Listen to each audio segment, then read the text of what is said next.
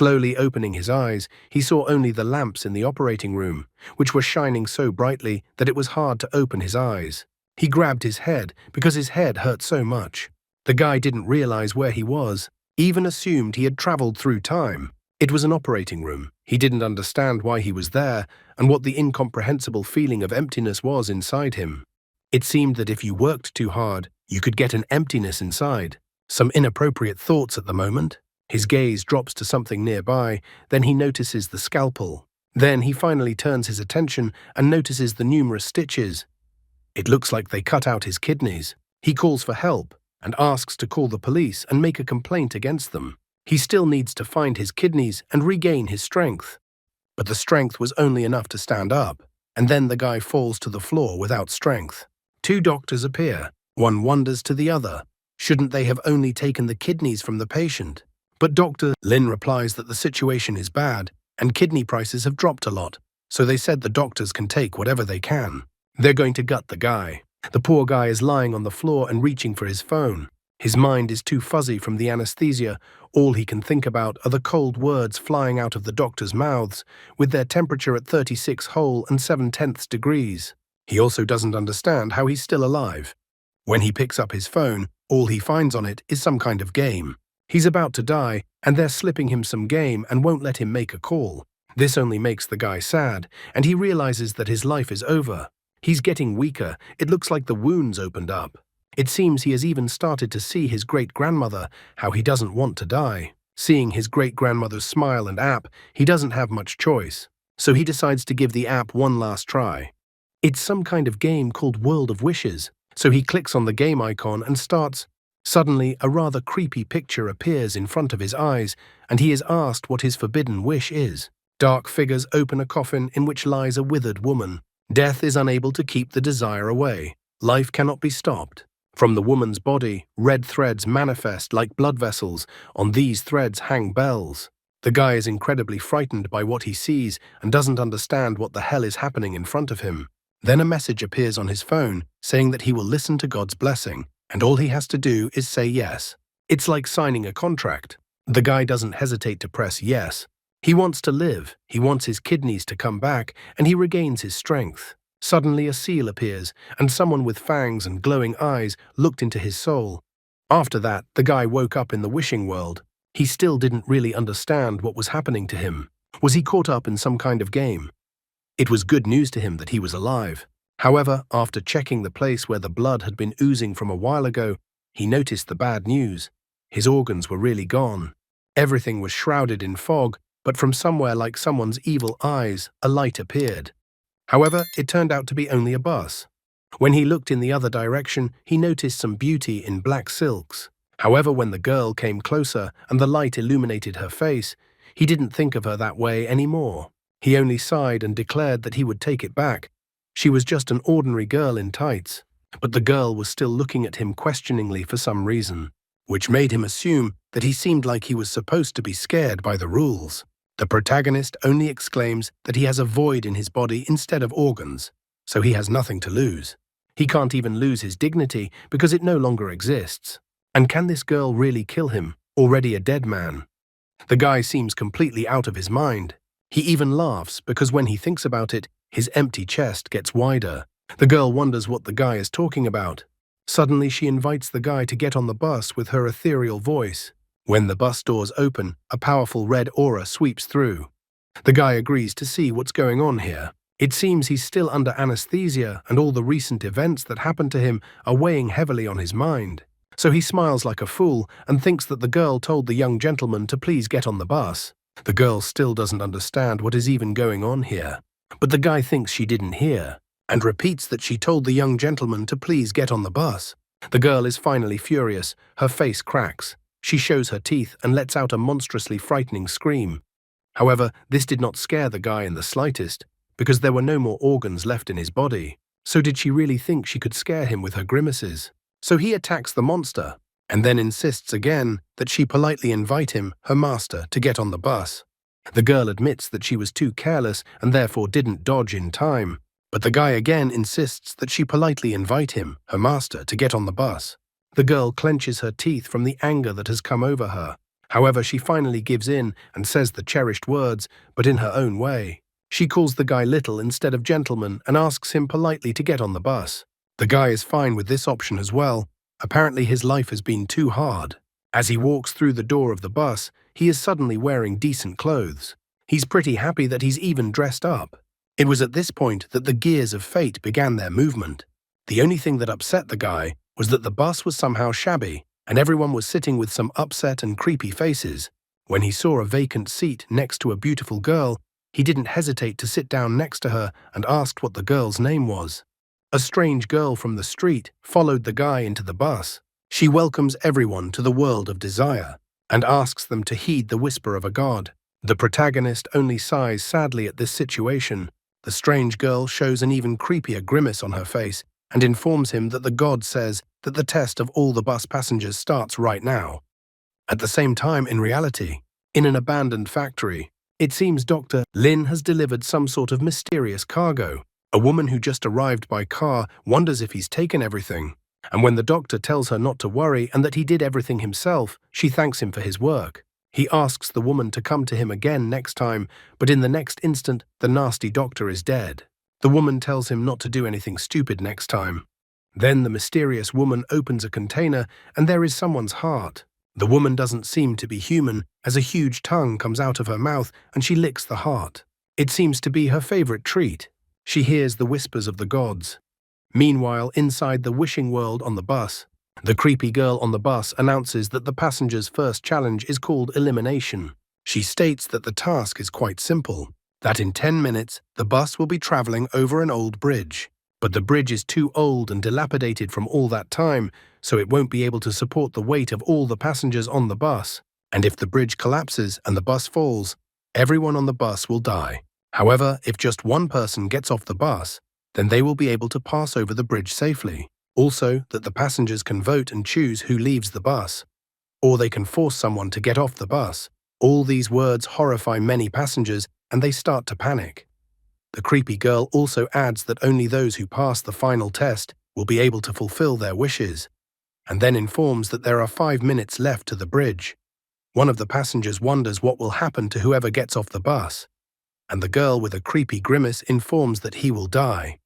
The protagonist thinks that death is not really that scary, and the scariest part is the phone, which it seems he didn't have time to format before he died. He doesn't even realize if he's dead or not. One pregnant girl asks not to be kicked out as her baby hasn't been born yet, so she can't die now. All the passengers are swept up in a flash with a desperate desire to save themselves. One admits he has cancer. Another has a son in intensive care, so he can't leave the bus. A third reports that his father is a firefighter and he got hurt badly when he was helping people, so the guy has to save him. All the passengers started to share their problems. The protagonist only thinks what kind of jesting arguments everyone has, and that compared to the others, his desire to get his organs back does not seem so trivial. A man with glasses and unshaven hair brings up the voting issue again. As time is limited, he decides to be sensible and eliminate the weakest contestant. So he votes for the pregnant woman. Many people pick up on this because everyone wants to be saved and only one person is needed. After all, this is a test. It remains to be seen what lies ahead for everyone. The girl cries from helplessness. She does not understand how they can do this to her because she is pregnant and whether the other passengers are people at all, since they do this. But all her pathetic attempts are cut short because this is a world of desires. All passengers have desires that they want to fulfill. If the girl thinks they are cruel, then what does she think of herself? After all, she gets to use her pregnancy to morally blackmail the other passengers, forcing others to die in her place. Isn't she cruel then too? The girl just cries in helplessness. The others are like a pack of street dogs, pouncing on the girl and supporting the decision to throw her off the bus. The girl begs not to be thrown out, but the others have already taken her under their arms and are trying to throw her off the bus. The creepy girl asks the others to decide faster, as they are almost there. However, the whole creepy smile thing doesn't really endear the guy to her. After all, the creepy girl looks like she's practically achieved her goal. He thinks it's some kind of devious plan, but the girl is already being thrown off the bus. However, at the last moment, the protagonist manages to grab the girl's hand and pulls her back onto the bus. He wonders if they shouldn't vote first, and that he hasn't actually voted yet. The others only informed him that his vote didn't matter since it was a general decision. Or maybe the guy just wanted to die instead of the girl and get off the bus himself. But the guy just boringly informs the others that they were wrong all along. Well, the guy needs to explain to everyone so they understand. The creepy girl said that someone has to leave the bus, but she didn't say it had to be any of the passengers, did she? But the creepy girl realized that it looks like her plan has been foiled, so she makes one last lunge. She says that the bridge is less than a minute away and they must kick out the first girl or everyone here will die. The protagonist notices that the creepy girl is in a panic, which means everything is right, he thought. The man with the glasses says it's the guy's test, but not his. But the protagonist advises him to think twice because the man in glasses claimed it was all for the team. So he vocalizes that it is necessary to exclude someone who is not the team. So it's time to get rid of the creepy girl and everyone else will stay on the team, and asks if the others agree or if they are against this, going, "This news made everyone very happy. After all, if they get rid of the NPCs, they won't have to kill anyone. How did they not realize this before?" And by a vote, they decide to throw the creepy girl off the bus. She even got all shook up. The main character asks the princess to leave the bus. The creepy girl declares that they can't force her off the bus. But the guy disappointedly reminds her that when he got on the bus, he slapped her. But the creepy girl didn't do anything to him for that prank. It turns out, if he assumed correctly, the reason is because of the rules of the game. Creepy girl can't seem to hurt the passengers. She is infuriated by the guy's words. She thinks he's insolent and tries to pounce on him. But the guy easily stops her and doesn't understand how such a brat can even be on the same bus with him, and then kicks the creepy girl off the bus just as they've just pulled onto the bridge.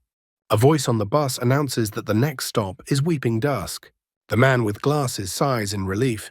Looks like they passed the first test. The other guy is relieved too, and thinks about how he should have thrown her off the bus from the beginning. Another man is already, after all, doesn't understand how a pregnant woman can be forced to go to certain death. But then all of a sudden, the guy's hand glows a golden color.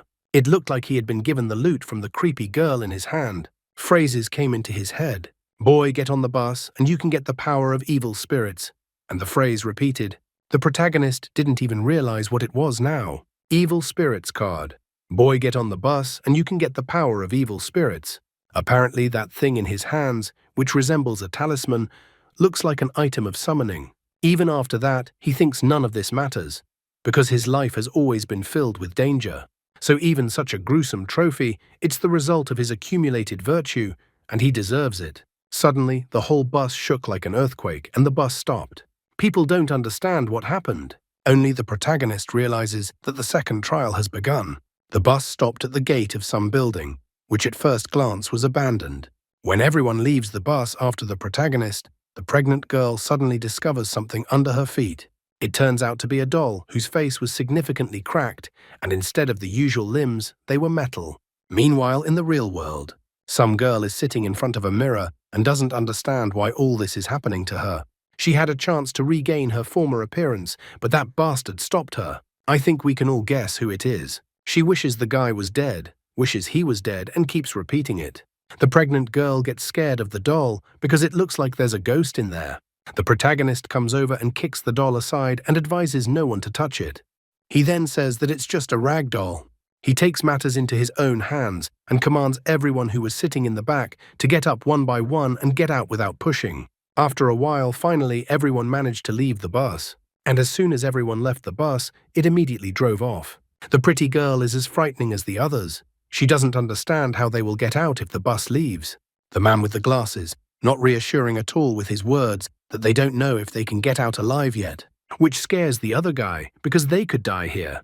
Everyone found the place they arrived at creepy. No one wants to die here. Another beautiful girl comes out of the building and tells them that she is the director, and then orders everyone to follow her. She informs them that they have arrived just in time because the old people are already hungry. It all sounds strange. A beautiful girl with a fright grabs the protagonist's hand. He even blushes and tries to calm the girl, saying that it's normal to be afraid and that she has no reason to be so nervous. But when he looked at the ceiling, he was a little surprised because it looked like she was scared. There were hands and feet everywhere on the ceiling. The director informs him that each of the newcomers will be in charge of 3 rooms. On the door, they will find the instructions the children left behind. and also advises them to remember that to take care of the old people, they will follow the instructions clearly. And they hear creepy voices about how delicious the food is and how someone is hungry. The director informs them that if anyone breaks the rules, the consequences will not be long in coming. She informs that on the first floor, there is a communal kitchen in the extreme corner, and each room has its own restrooms. Everyone here is in a special situation, so are obliged to remember what she told them. So they reached the lobby of the nursing home under instructions. Here, the director took out sheets from her robe and told them that here was the assignment for the new arrivals and that they should start immediately, because they were already waiting for them. She also strongly recommends that as soon as it gets dark, everyone should stay in their rooms and not go out. And at night, she recommends that everyone not sleep too soundly and be vigilant. I wonder what will happen next in this story. Wang Ming complains that the director has told them so much, but hasn't even said a word about the salary. He was sent to deliver food to the elderly in room 203. There was a note stuck on the door of the room that the owner of the room was dumb, irritable, dirty, and useless. However, the only thing that bothers the guy is why there is no word on the fact that the volunteers will be paid. First, he had to go to the kitchen. According to his memory, the kitchen was on the first floor. As he walked down the dark hallway, creepy voices came from everywhere. These voices only talked about food, how good it tasted or smelled, and how they wanted more. The guy immediately savvy that in this ordeal, if they didn't take proper care of the old people, they would have a hard time. One guy was watching Liu prepare a meal and asked what he was doing. When the man with glasses didn't understand what the reason was, the man explained that he was misunderstood. He is from a new Oriental cooking school and can help cook anything. Looking at the food, Wang Ming decided to put all his thoughts aside, as it was now necessary to cook a well-done steak for the old man. The guy didn't stop. He wondered Liu if he had seen that there was blood flowing from under the door of room 101. Liu knew about it too. Since the task was to clean the room, it looked like someone had been eaten there. While Wang Ming was preparing the food, Liu asked the man to fry some meat for him and add more chili peppers, since the lady he is in charge of likes spicy things. This is not the first time Liu has encountered the world of desire, but each trial in this world is not like the previous one, so it becomes more and more difficult to avoid danger. At this time, Wang Ming is focused on food. After all, if you fry meat until golden on both sides, even the neighbor boy will drool. However, Liu would like to warn everyone that no matter whether it is a wish or a dream, if one manages to reach the end, he does not advise trying to raise the dead. The rest of us wonder why it shouldn't be done. Then Liu remarks that the dead can't come back to life. People can't be sure that the person they resurrect will remain the same as before. The man wonders that then, when trying to resurrect, it will only be a ghost. Liu notes that it's hard to say exactly what will happen, but one thing he knows for sure is that it won't be a person. Meanwhile, Wang Ming has finally prepared a meal for the old man entrusted to him. Liu, on the other hand, continues that only those who are close to death, or those whose desires are extremely, enter the wish world. He knows it will be hard for the rest of the participants to understand now, but he is obligated to say it. When the desire completely consumes them, death will seem like a relief. Wang Ming also thought carefully about these words. After a while, Wang Ming arrived at room 203. He knocked on the door and said that he had come to deliver food. However, after waiting for a few moments, he didn't hear anything. He then loudly announced that since no one was answering the door, he would come in himself. When he opened the door, he found himself in a rather gloomy room with a bed near the window. On the bed sat a completely withered old man. As soon as Wang Ming put the plate of food on the chair, the old man seemed to come to life and got up from the bed. Walking over to the table, the old man sniffed the food Wang Ming had just brought him. Then he pounced on the food like an animal, as if he hadn't been fed for a long time. Wang Ming advised the old man to take his time, as he might choke on it. Wang Ming even thought for a moment that this time he had gotten a simple task. He was even happy that he had hit the jackpot. However, at the same moment, the old man pierced his hand into the guy's chest. The old man's face instantly changed and now looked like a frightening monster, and he wailed about the disgusting food he had been brought. Wang Ming yelled at the old man. If the old man didn't like the steak, he should have said so, and then Wang Ming would replace it with intestines. Also, Wang Ming doesn't like the old man's hand on his heart right away. The guy complains that the old man has no manners. However, the old man was fabulously surprised. He started to go around the guy's insides in a haste, but there was nothing there. The old man was amazed how the kid couldn't have any internal organs. The old man was desperately trying to find anything, but Wang Ming thought that the old man was just deaf. The old man, on the other hand, wondered if the person in front of him was even a human. Wang Ming was getting annoyed that the old man was so persistent. He couldn't even think that even after death, the old man would remain empty. No matter whether he was alive or dead, everyone wanted a piece of him for some reason. Wang Ming is directly angry. Is he really Hello Kitty to the old man and the others? Wang Ming is annoyed that the old man is being picky. He grabs the old man's head and slams it against the floor. He resents the old man picking at the food he gave him.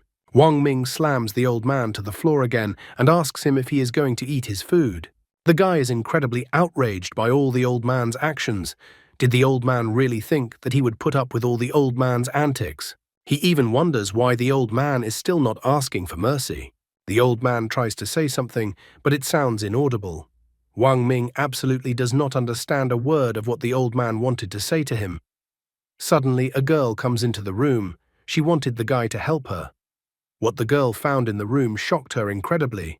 Wang Ming dealt harshly with the old man. All the walls of the room were stained with blood, and the girl only looked at Wang Ming sitting beside the old man in shock. The girl was speechless after seeing all of this. When Wang Ming turned to the side of the girl, her legs couldn't hold up due to fear, and she fell to the floor. Grabbing the old man, Wang Ming complains that the assignment says to take care of the old man. But for some reason, the guy wants to crush the old man's head. A frightening aura is hovering around the guy like this. While Wang Ming was holding the old man's hair, the old man was muttering something inaudible. The evil spirit was whispering to the guy to kill the old man. Suddenly, the evil spirit seemed to vaporize, much to the guy's puzzlement. Wang Ming complained that the evil spirit only lasted for 3 minutes, and what a weakling he was. However, he wasn't upset and decided to use the card again and summon the evil spirit again. He even got into a victory pose. At this moment, the stupid guy's head was struck by the realization that at least 3 hours should pass between summoning the evil spirit. His face covered in cold sweat, and he began to complain that it took too long to roll back the ability. Wang Ming reaches out his hand to the old man and decides to explain to the old man that everything that happened earlier was a misunderstanding. Suddenly, the old man transformed back to his original state and once again mumbled something inaudible. Wang Ming was surprised that the old man had returned to his original state. He even thought that perhaps it was because he had frightened the old man. With a threatening aura, Wang Ming moved towards the old man and asked if he would eat his food or not. The old man got all shook up, and with a noticeable leap, he grabbed whatever was in the plate and started shoving it into his mouth. The guy even praised the old man. However, Wang Ming notes that the evil spirit card seems to be able to influence a person's mind. Otherwise, he wouldn't have such crazy thoughts, such as wanting to split someone's head open. He doesn't know what will happen next, and so he decides to keep the card as a trump card and not tell anyone about it. The guy grabs the pregnant woman and tries to drag her inside the room. Suddenly, the girl opens her eyes, and the first thing that greets her is Wang Ming's face behind her back. Wang Ming tries to pull the pregnant woman into the room, but the woman is terrified and asks for someone to help her. However, Wang Ming covers her mouth with her hand and asks her not to be afraid and to listen to him carefully. Wang Ming tells her a great story and confesses that he is actually from the government. He reminds her that some things are better kept secret. Still gagging her, he informs the woman that he is a good man, so he is counting on the woman's silence. The pregnant woman has figured it all out and informs him that she won't say anything to anyone. As it happens, goodness is repaid with goodness, so the guy wonders if the woman needs help. The woman begs the guy to help. She agrees to do anything the guy asks as long as he helps her. Wang Ming isn't that risky. He remembers that this place is pretty dangerous and he can't use the evil spirits card right now, so he needs to be careful. The guy agrees to help in any way he can, but he doesn't want to promise anything, and he doesn't intend to risk his life. The woman is all in tears. She is grateful and on it. Wang Ming then wonders what her assignment is and asks her to tell him. The woman tells him that her assignment is to wash the old man's back. Afterward, she begins her story. An hour later in the lobby was incredibly crowded. People were complaining about the assignment. One told how a crazy grandmother didn't like the way he cleaned up and bit off his ear. Another man needed to massage an old man's back, but she was covered in pus. Another man complained that if he hadn't run away quickly, he would have been eaten for sure. The people were amazed at such an ordeal. Suddenly, Liu came out in front of them and shocked everyone with his appearance. People wondered if he was all right. Liu hurriedly reassured them that the old woman had bitten off his leg, but at least he was still alive. The trial had just started, and already so many people had already died. Suddenly, people remembered the rude guy from the bus and they wondered where he was. Someone assumed that he had died already too. Suddenly, the principal came out and yelled at people why they were all crowded in the lobby. There was blood all over her clothes and she was wiping the blood off her face. The principal asked if they had completed their assignments. Everyone immediately noticed the principal's appearance and assumed that she had eaten someone too. One guy wondered to her what would happen if they didn't finish their assignments. Will they really all be eaten? He doesn't understand how the assignment can even be completed. But the principal disappointedly informs him that even if they don't finish the task, it doesn't matter. Licking her lips, the woman informs him that the volunteers are so-so workers, but their taste is definitely excellent. People are shocked. How can a person say such a thing? The director didn't look like a human being at all. Suddenly, Wang Ming and the pregnant woman caught the principal's attention. She wondered what they were up to. The guy sarcastically notes in his thoughts that they are gathering information, but certainly not admiring the principal. Out loud, however, the guy starts sucking up to the principal. He says that he only came to see the principal. Wang Ming notes that the beauty of the principal had them so enamored that they couldn't move. But now everything is fine. The pregnant woman was surprised because it seems the guy was really from the government, so he wasn't picky at all. The director is happy to hear that. She notices that the guy has a tongue.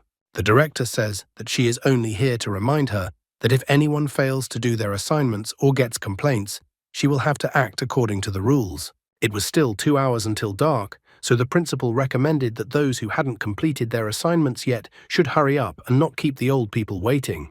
After that, the principal leaned over to Wang Ming's ear and informed him that she would find him tonight. Wang Ming is upset by this turn of events. He didn't mean what he said, and the principal believed his words. He even wonders if he set off some mechanisms with his speech. He doesn't want to be the rider of an evil spirit. When the director left, many people rushed to the guy. They asked him that since he wasn't hurt, he had completed his task. Wang Ming just waved him off, saying that he was just lucky. Other people were surprised by his luck. They thought that the guy had accomplished his task quite easily. Everyone wondered if the guy had noticed any game mechanisms that made it easier to get through, and if so, they asked to share that information. Liu, as always, is at the forefront here. He reminds them that at the end of the day, they are all human and should help each other out. People start to press Wang Ming's pity. After all, he saved a pregnant woman, which means he shouldn't just stand by and watch the rest of the people die. The man wonders what Wang Ming has learned, since there are only 2 hours left, and he asks to tell them. Wang Ming easily notices that the man in the suit is really good at manipulation. He remembered how the man had brought Wang Ming to the forefront last time in the same situation with Yun Li. People had already started to actively push the guy through, stating that he shouldn't be so selfish. After all, this was everyone's concern.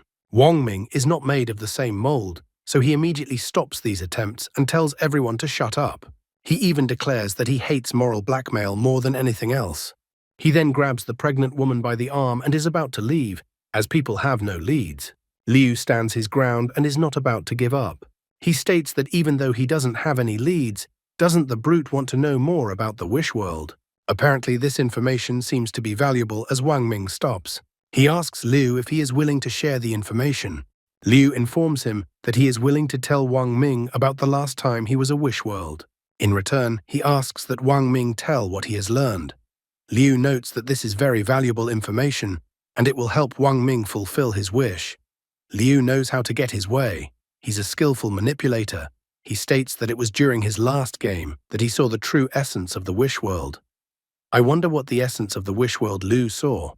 Will this prove to be useful information, or is Liu lying to save his life?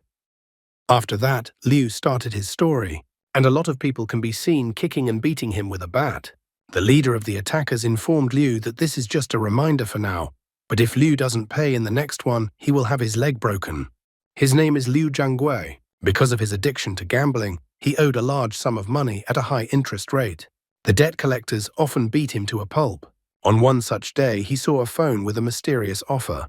Later, he entered the wish world and underwent tests. At that time, his greatest wish was for money. He wanted $1 million. When he returned to the real world, his wish actually came true. Suddenly, Liu's phone received an alert that a payment of 1 million yuan had been deposited into his bank account, which shocked Liu. But as it turned out, it wasn't that simple. Because his father fell from the construction site where he was working and fell into a coma, Liu was actually compensated exactly 1 million yuan. His wish had actually come true. But at what cost? The price for the fulfillment of his wish was his father. Liu even reports that his father is still lying in the hospital. Because of his wish, his father had fallen into a coma. Even now it was upsetting Liu. From this story, Wang Ming emphasized the main point. Apparently, the wish is not just magically granted, but realized in some reasonable way. Wang Ming's wish is to get his organs back. This could also mean that he might get rotten organs. Also, some kind of accident could happen, and it would take the organs away from the person to whom they were transplanted. Wang Ming concludes that in granting his wish, he must try to avoid dire consequences. Liu desperately asks Wang Ming for help. Each of the people who arrived are responsible for 3 wards. Liu lost his leg back in the first one, that's why he is asking for help. Wang Ming doesn't think that just beating up an old man, like in his case, will work. If he tells Liu about this method, it will only lead to Liu's death. Wang Ming eventually admits that, as he said, he really didn't learn anything about this game. Wang Ming grabs the pregnant woman by the hand, wishes everyone good luck, and leaves. Liu tries desperately to cling to his life, but he can't catch up to the guy. Wang Ming decides that the best option is to return to the ward, interrogate the old man, and try to get some clues. I wonder what clues Wang Ming will get, and if he will return Liu's debt, or if Liu will be eaten by then. Back in the room, they find the old man hiding behind his bed. The pregnant woman asks the guy why he didn't help the others, since he's from the government. Wang Ming notices that all these people ruthlessly wanted to throw the woman off the bus, and she stood up for such people. The guy doesn't understand how the life of people from the government is different from that of ordinary people. Besides, he's just pretending. That's the lie. Touching her belly, the woman admits that if she really had to choose who would leave the bus, she would probably make the same choice as the other people on the bus. She understands other people because at the end of the day, she too has a wish that must come true. The woman says that her husband was a firefighter, but he recently died on a rescue mission. All they have is this baby, which serves as a reminder of her husband. Even though the doctor says the child is not growing well and will not survive, the woman still wishes to protect this child. She naively assumes that as long as she can handle the ordeal, then everything will be fine. Wang Ming did not bother to dissuade her from this. He did not expect the child to turn out to be the son of a hero. Wang Ming asks the old man to come over to him as he wanted to ask something from the old man. The old man was scared that something was about to happen to him again. However, Wang Ming just put down the sheet and asked the old man to calmly confess why he was resisting. The guy was also curious as to why the old man attacked him. All he wanted was for the old man to write it all down on the sheet, which he held out to the old man. The old man immediately wrote down on the sheet that he didn't like fried meat. Looking at the piece of paper with what was written on it, Wang Ming recalls that the principal said that the information on the room doors was left by their children.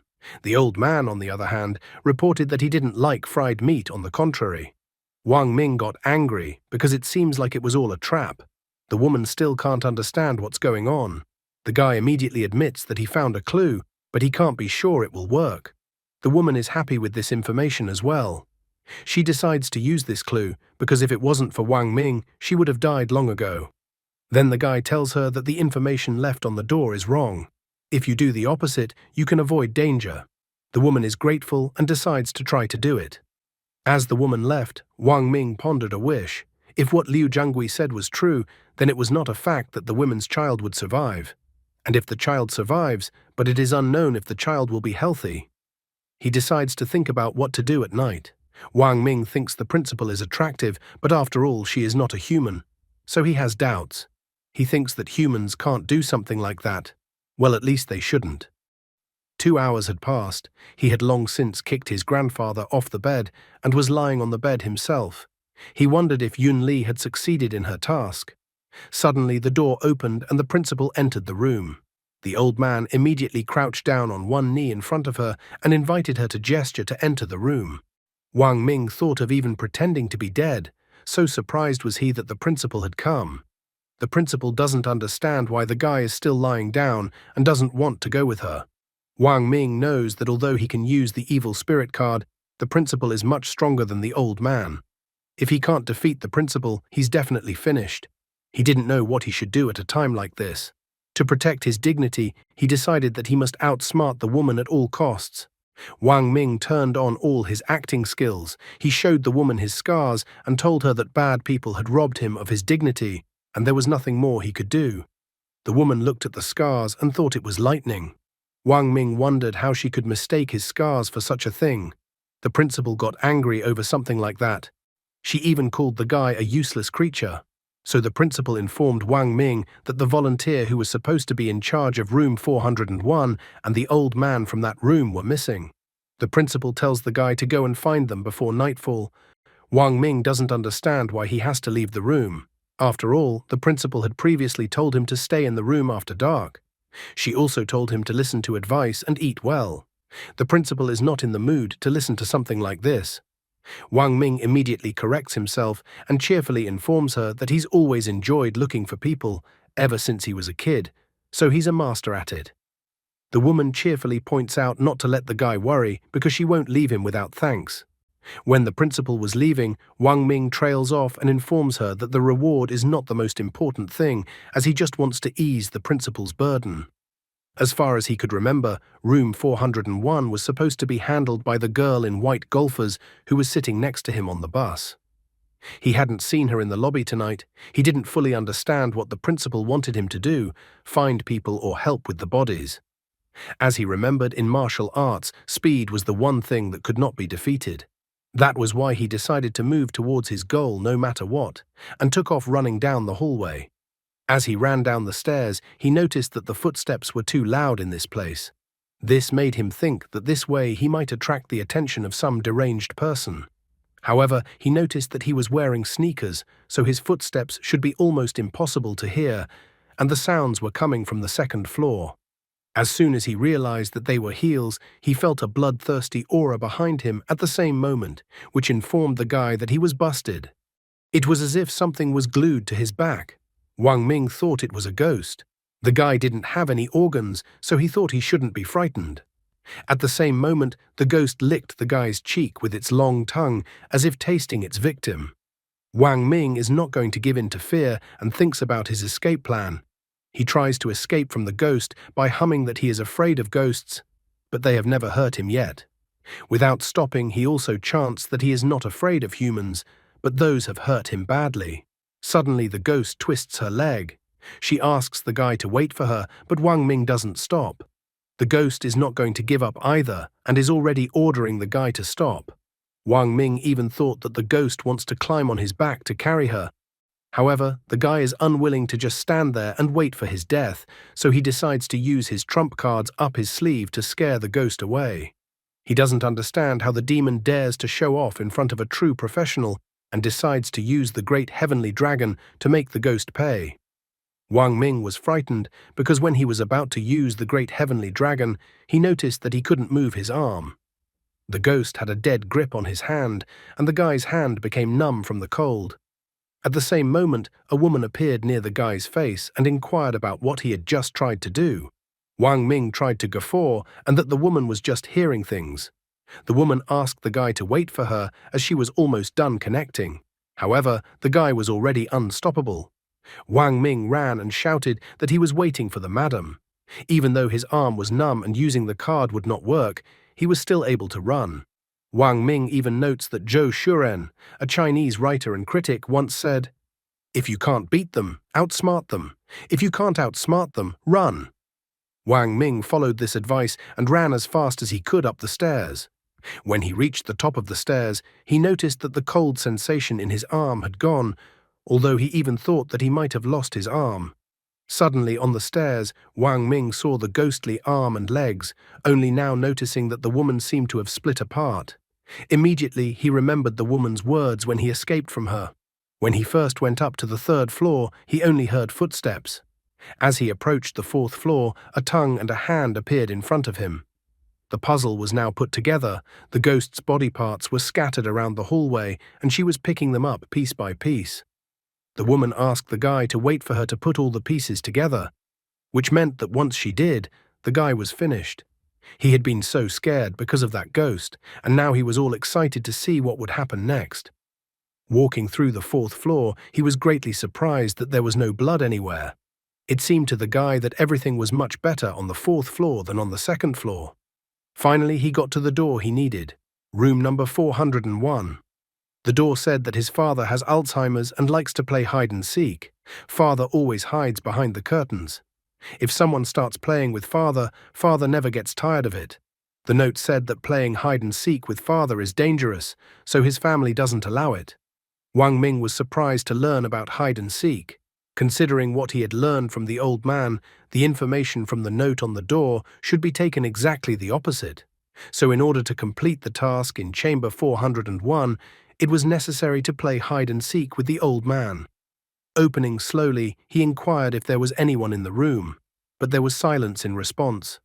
Looking at the window, Wang Ming immediately noticed that according to the note, the old man was hiding behind the curtains, but there were no curtains on the window, so he didn't realize where he should look for the old man. Suddenly, Wang Ming heard a noise, so he looked out into the hallway to see what was going on. He saw the girl he was supposed to save running straight towards him and asking for help. The girl ran up out of fear and hugged the guy. Wang Ming wondered from the girl what happened and where the old man the girl was responsible for had gone. The girl was already crying because the old man decided to play hide and seek with her, but the instructions on the door said that playing hide and seek with the old man is very dangerous. Wang Ming can't figure out what's wrong. In fact, playing hide and seek with the old man is the solution to the task, so he doesn't understand why the girl was so scared. Wang Ming has a lot of thoughts on his mind, because maybe his guess was wrong and Yun Li is already dead. Wang Ming asks the girl what happened in detail. A few hours ago, the girl fearfully asked the old man if he had hidden himself well. It turned out that the old man hid behind a curtain and the girl could easily find him. When the girl found the old man wanted to play hide and seek again. When she found the old man the second time, he was still hiding behind the curtain. There were already 2 pairs of feet behind the curtain. Wang Ming did not understand what she meant. Then the girl reports that the third time there were already 3 people behind the curtain. With every game, another person appeared behind the curtain, and now there was no space left behind the curtain. A large number of old men were standing behind the curtain in a row. The girl is too scared, she even suggests to Wang Ming that she will become his girlfriend. Since he came here and found her, she thinks he likes her. She hysterically remarks that since she has become his girlfriend, the guy can't ignore her. However, Wang Ming stops the girl and informs her that he only came here on the principal's assignment. He didn't intend to be a hero at all and save the young maiden in distress. The guy decides to check what is going on behind the curtain and asks the girl to be more attentive. The girl immediately lets go of the guy's hand.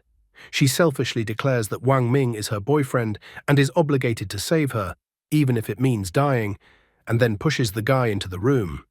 The guy didn't expect such a setup from the girl at all. As she runs away, the girl apologizes to the guy. She didn't mean to hurt the guy, and she just doesn't want to die. Wang Ming sadly pointed out that even a pregnant woman wasn't afraid to complete the task, and this woman just wants the guy to pass the test for her. Pulling out the card, the guy complains that women only slow down the speed of snatching weapons. Deciding not to procrastinate any longer, he walked over to the window and opened the curtains. Behind the curtains were some hippo-like men in suits. The owner of the chamber happily announced that the guy had found him. Wang Ming was surprised at what happened, as this hippo must have eaten a lot of souls. The hippo informs that it's his turn to look for the guy, but Wang Ming doesn't agree to play this game with him. Then the hippo immediately starts counting down from 3 to 1 and reports that he has found the guy. Wang Ming was very angry and wasn't going to give up so easily. He immediately uses the evil spirit armor to confront the hippo. Wang Ming thinks that he will be able to deal with 10 hippos at once. As soon as the hippo announces that it has found the guy, Wang Ming immediately slams the hippo's face into the floor. The other hippos were not left out and kept shouting that they had found the guy. Wang Ming also refused to give up and confronted the hippos. One of the hippos managed to sneak up behind the guy and impaled him with his hand. This made Wang Ming even more angry, as he hated getting his body pierced the most. The guy thinks that because the hippo made such a hole in his body, then the hippo deserves to die. The hippos kept shouting out how they found the guy in a game of hide and seek. After a while, all the hippos were already lying at the guy's feet, and he was trying to catch his breath. It had been a whole 3 minutes of battle, although he thought that 3 minutes wasn't long for a real man, but at least he managed to get rid of all the hippos before the card's time expired. At the same moment, something strange happened. Some kind of red aura went into the hippos' mouths. And then all the hippos he had previously defeated rose up again, and it was as if the battle had never happened. Wang Ming complained that it was so unfair and unfair, he even wanted to file a complaint against the game through the admins. While under the gazes of all these hippos, Wang Ming asks that they pay attention to how beautiful the moon is today, and that they don't need to fight. It dawned on the guy in that second that the old man in his chamber had attacked him as the blood moon rose in the sky. The principal advised that after darkness fell, stay in the rooms and don't go out anywhere, and also that the players should not sleep too soundly at night. Wang Ming now realized that the woman had said this on purpose. He realized the danger was the strange glow of the moon. The guy noticed that there were no curtains in the rooms, so if he followed the principal's advice and hid in the rooms, the old men in the rooms would go crazy being under the hypnosis of the blood moon and attack the players. Only now the guy realized that the principal didn't care about the fate of people at all, and she just wanted to feed all the players to the old men. He wasn't going to just sit there and give up like that, obeying the principal's words. Wang Ming slipped past all the behemoths and rushed straight to the window, trying to close the curtains. As soon as he did so, all the hippos began to dissolve one by one. The curtains were closed, and the old man was no longer under the influence of the blood moon, so all the copies dissolved, leaving behind only puddles on the floor. Finally, the original old man appeared, who was incredibly happy about this outcome. Wang Ming walks up to him and informs him that it's too late, so he advises the old man to get a good rest and they will play hide and seek again tomorrow. The old man notes that the guy can't lie to him. Wang Ming is glad that he managed to manage this task, so leaving he asks the old man to wait for him in the room.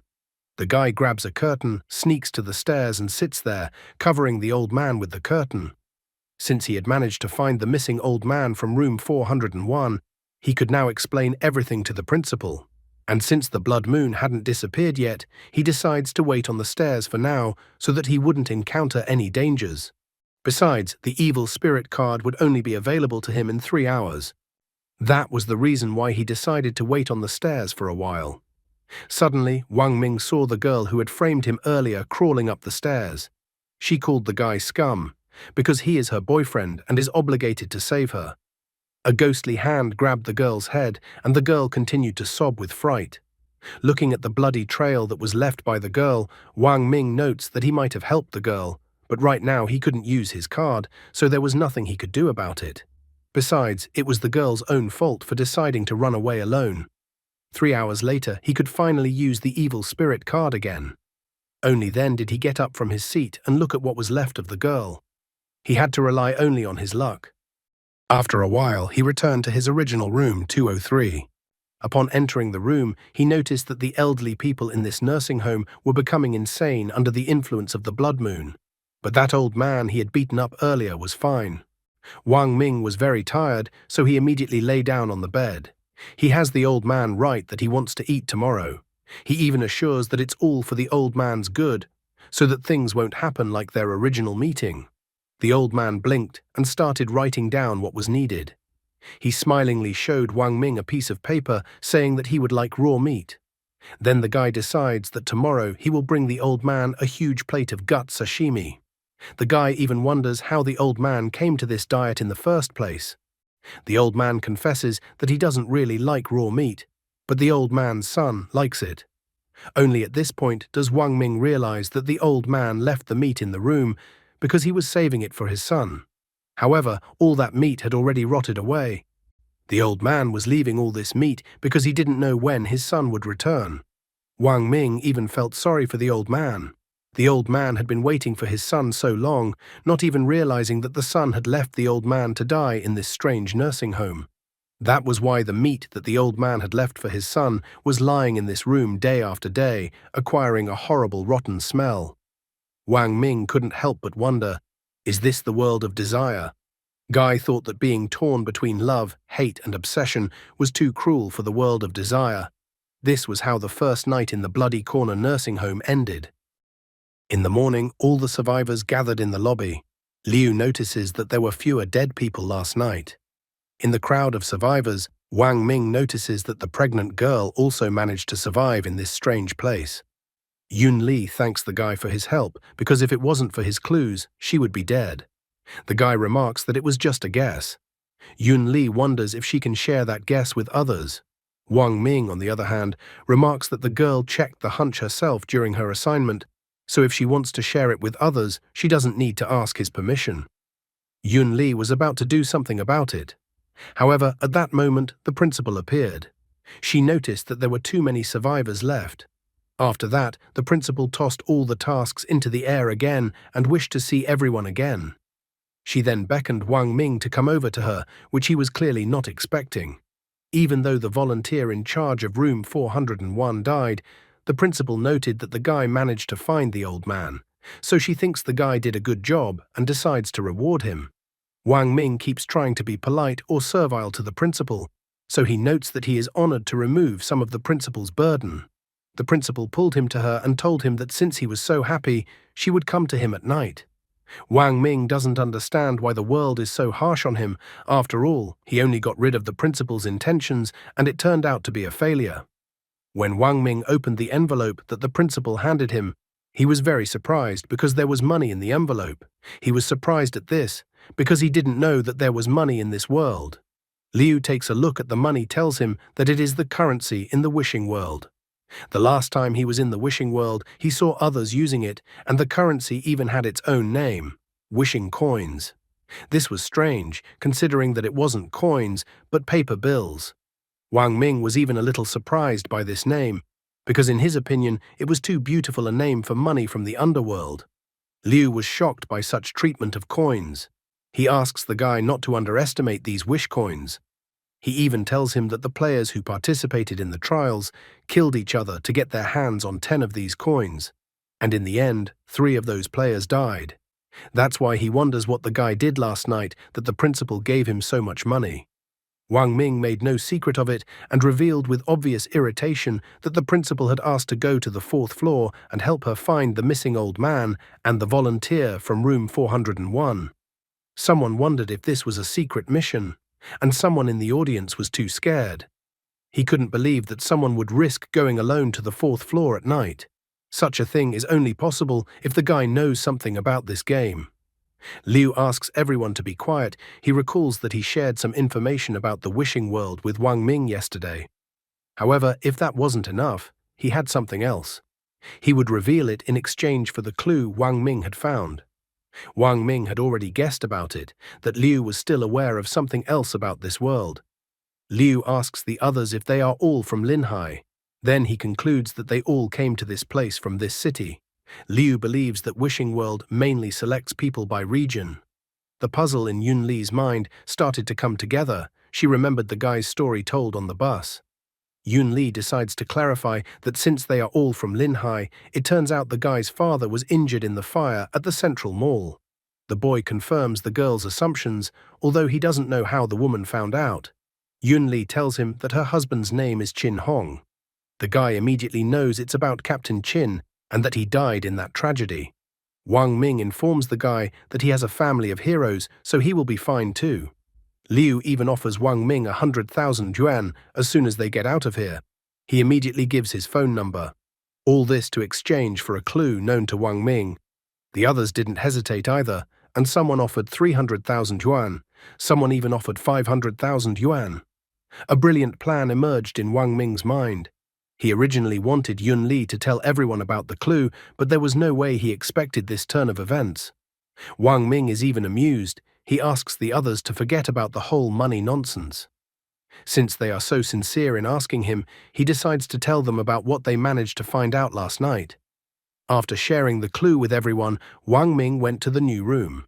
His task today was to clean room 204. The note on the door said that the mother has Alzheimer's disease, so she forgets everything, including going to the toilet. Despite her crazy character, she is completely harmless, so the person asked that the volunteers not be afraid. Wang Ming immediately noticed this characteristic of the woman, especially calls Pro not to be afraid. The guy opened the door, however, there was no one in the room. After taking just a step into the room, the guy felt a bloodthirsty and frightening aura in the room.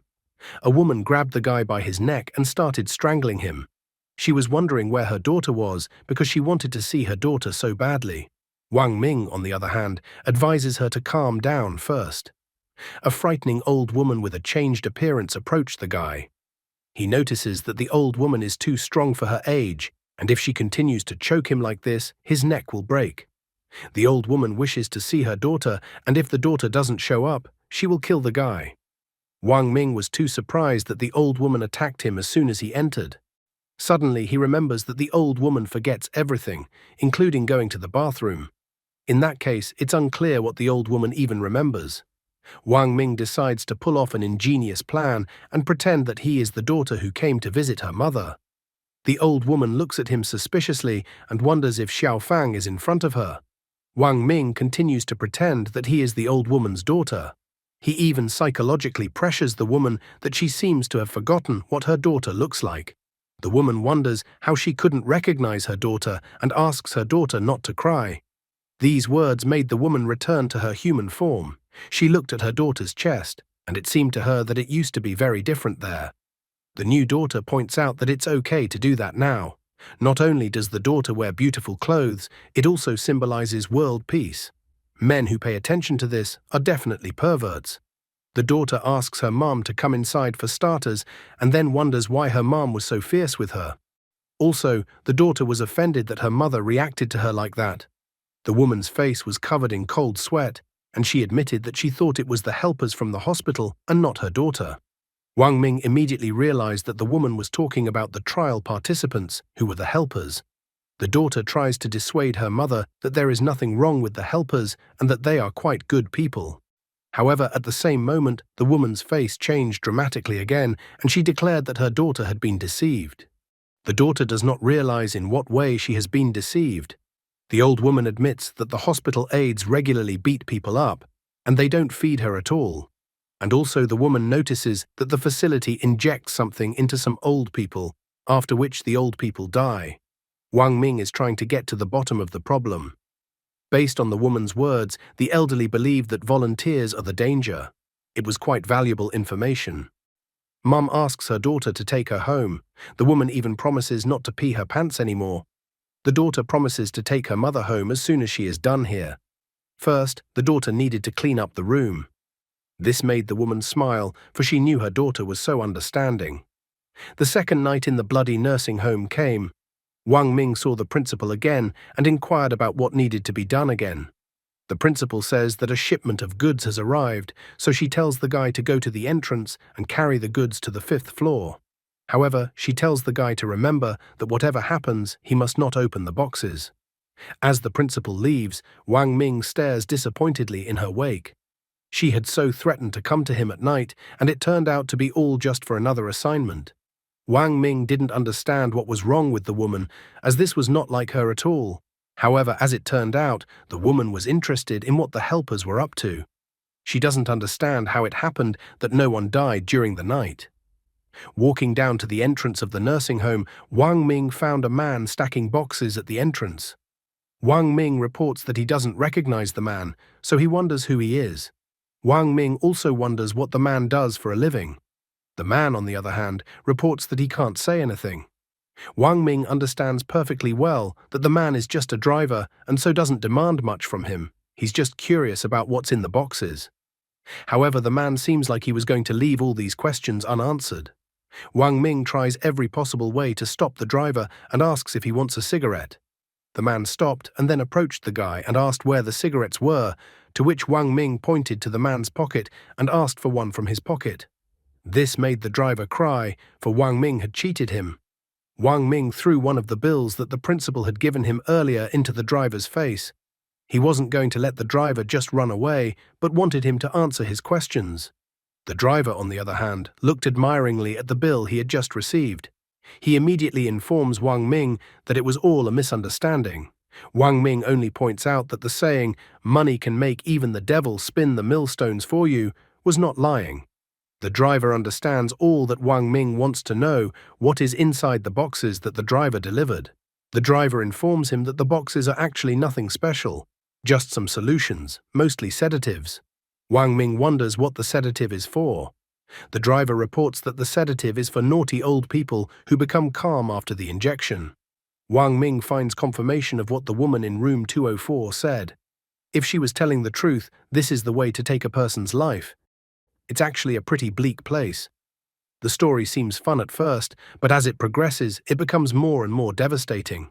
The story is frightening not because of its scary, mutated faces or even the loss of life, but because of the horrible nature of humans. Even if you only take just the latest stories from the nursing home, the father waited for his son's arrival and even saved meat for him, although it was actually the son who sent the father to this nursing home. Also the woman in room 204 who begged her daughter to take her out of the nursing home. More on how inevitably people age and develop horrifying diseases like Alzheimer's, and that's just a small part of it. What do you think of this story? What do you think happens next in this story? The guy notices that at such a dangerous time, the principal has asked him to pick up the boxes. He even assumes that the woman wants them to do all the dirty work. The driver wonders if the guy is new, since he hasn't seen him before. He is surprised that a guy comes to a place like this at night to pick up goods. The driver wonders if the guy is afraid of running into that dangerous thing. Wang Ming asks him what the thing in question is. After recalling the horrors that happened because of that dangerous thing, the driver notices that he is talking too much. And after all, this is classified information. However, at that moment, green bills appear in front of the driver's face. Wang Ming notes that he didn't hear what the man said and asks him to repeat it. Tears start pouring from the driver's eyes, and he immediately changes his mind. The driver notices that he said that even though the information is secret, he and the guy are buddies, so the driver will tell everything he knows. Once upon a time, there was a little girl who lived in a nursing home and was very caring. To earn money and take care of her sick mother, she did not hesitate to give up a bright future, choosing to work in the nursing home as an assistant. At first, everything was going well, but suddenly one day, her mother suddenly disappeared. When she was found, her body was mutilated and dumped in the trash cans in the hallway. There were gruesome footprints on every floor of the staircase. The girl had lost her mind and fallen from the roof. Wang Ming listens to the story and notes that the ghost in the hallway he encountered seems to be the girl's mother. He wonders what happened next and whether the culprit was found. The driver only stated that such things about the case were unknown to him. After that, the driver said that he needed to hurry up and deliver the rest of the goods, so he had to go. Wang Ming did not insist the driver stay any longer. The man decides that he can't just take money from the guy, so he hands him a lighter and a candle. He asks that the guy light this candle as he walks up the stairs, noticing that it warms his heart, because there are still so many good ghosts in the world. Wang Ming then went to take the delivered boxes into the building. He had just escaped from the second floor and luckily didn't run into anyone. However, now, while the blood moon had not yet passed, then going up from the first floor to the fifth floor, he felt that he would most likely meet that mutilated lady. Placing the candle the driver had given him on the box, the guy decided to light it just in case. Picking up the box with the candle on it, he ran at a jog up the stairs. Suddenly he heard someone asking him to wait. The guy was once again overtaken by the ghost. Wang Ming immediately noticed that the ghost couldn't get closer to him because of the candle. It was as if he had been waiting for this moment and raised the candle high up, shouting that he had the mighty power of a dragon in his hands. The ghost instantly reacted to this gesture of the guy and started running away from him. Walking down the floor corridor, Wang Ming heard a woman's voice coming from the trash can.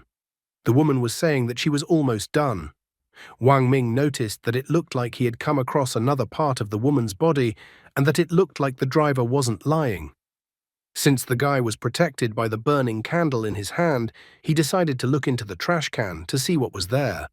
At the nursing home in the fourth floor hallway, in a trash can, he found what was left of the girl. Now he wasn't surprised that he couldn't find her last night since she was in the dumpster. He only sadly remarked that when desire takes hold of you, death seems like a release. Wang Ming headed to the fifth floor, the topmost floor in the nursing home. There was only one room 501 on the 5th floor. Looking at the door, the guy didn't see any information from the relatives, besides the principal didn't assign anyone to take care of this room. Wang Ming speculated that perhaps room 501 could be where the principal's secrets could be hidden. Wang Ming only reached for the door handle of room 501 when a woman appeared from the side and asked what the guy was doing here. Wang Ming was incredibly surprised by such a creepy and sudden appearance of the principal. The guy immediately said that he had brought the boxes that the principal had asked him for and asked where he should put the boxes. The woman asked him to put the boxes in the lobby, and he immediately went to put the box in. The principal followed the guy's heels into the 5th floor hallway. She pointed out the place where the guy should put the box. Afterward, she even wanted to give the guy his payment. Wang Ming was so happy that the principal was so kind to him. However, as soon as he turned around, he saw the true appearance of the principal, who was holding out a bloody envelope to the guy. She couldn't hide her intimidating smile while under the light of the blood moon. The woman laughingly informs the guy that she forgot to tell him that whoever steps on the 5th floor will not leave this place alive. Wang Ming was surprised and didn't understand why the woman did that. The guy resented that the principal was going to kill the donkey after he finished his work. He even felt that it was bullying an honest man. The monster didn't bother to listen to all of the guy's complaints and rushed to attack him. Wang Ming was able to dodge at the last moment. He even noticed that the woman was damn strong, and one blow from her was like 20 years of strength. The guy realized that the evil spirit's power alone would not be enough to defeat her. All he could do was run away. However, at this moment, the monster pounced on the guy once again. Wang Ming disappeared right before the woman's eyes, and she couldn't understand where the guy had gone. The guy realized that he couldn't win in such a fight and tried to escape because only an idiot would fight face to face with such a monster. There was only one way for him to win. He needed to close the curtains on the window and stop the transformation of the ghost. However, at this moment, he noticed that there were no curtains on the window. At the same moment, a frightening woman materialized behind his back. She knows how the guy was trying his best, but doesn't understand what the point of it is.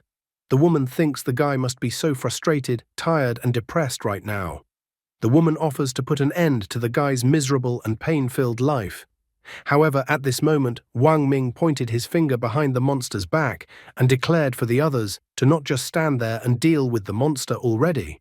The monster turned around to see who the guy was talking about, and at that moment, the guy punched the monster. The monster flew off into the wall, and the guy ran on.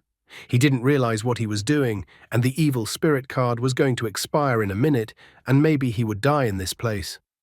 The monster caught up with the guy again and climbed up on the ceiling right above his head. Wang Ming remembered that there was another ghost in the corridor. If he got between the two monsters, he would be finished. Finding no other solution quickly, he ran towards room 501.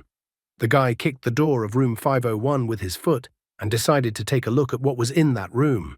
The monster shouted for the guy to not even think of entering the room. However, Wang Ming beat her to it, ran into the room, and immediately closed the door from the inside. Just at this time, the evil spirit card had expired. He was so tired of fighting for his life and all these monsters constantly appearing in front of him. However, when he turned around to look around the room, he saw the principal who was crying with her hands holding her head. Guy immediately assumed that this was when the principal was still an assistant. One day the girl sat in front of her mother's hospital bed and cried. She apologized to her mother, so she couldn't take it anymore. She went again and again to borrow money for her mother's treatment, promising that she would pay it back in a few days. However, no one listened to her anymore and asked her to get away from them. She begged so many people for help, even borrowing money from loan sharks. Eventually she realized that her mother's illness was no longer treatable, and she had to constantly spend huge sums of money on her treatment.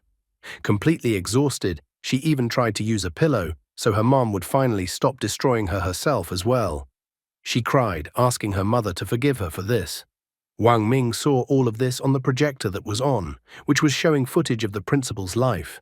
The guy realized that the girl the driver was talking about was this girl on the projector, and the killer turned out to be herself. The puzzle in his head came together, as it turns out that the ghost in the hallway is the principal's mother. He is surprised that the woman got rid of her mother in such a horrible way that the driver told him about. Wang Ming pondered 100 times and still didn't understand anything. He even thought that perhaps everything strange and unbelievable was the norm in the wishing world. The second night at the Bloody Corner nursing home was so strange. In the morning, everyone reassembled in the first-floor lobby of the nursing home. Liu asked the others not to worry because from his experience, he could tell that the ordeal would be over soon. Yun Li and the others rejoiced as soon as they heard such an assumption. Liu reminded the others that the principal had said that each of them was in charge of 3 rooms.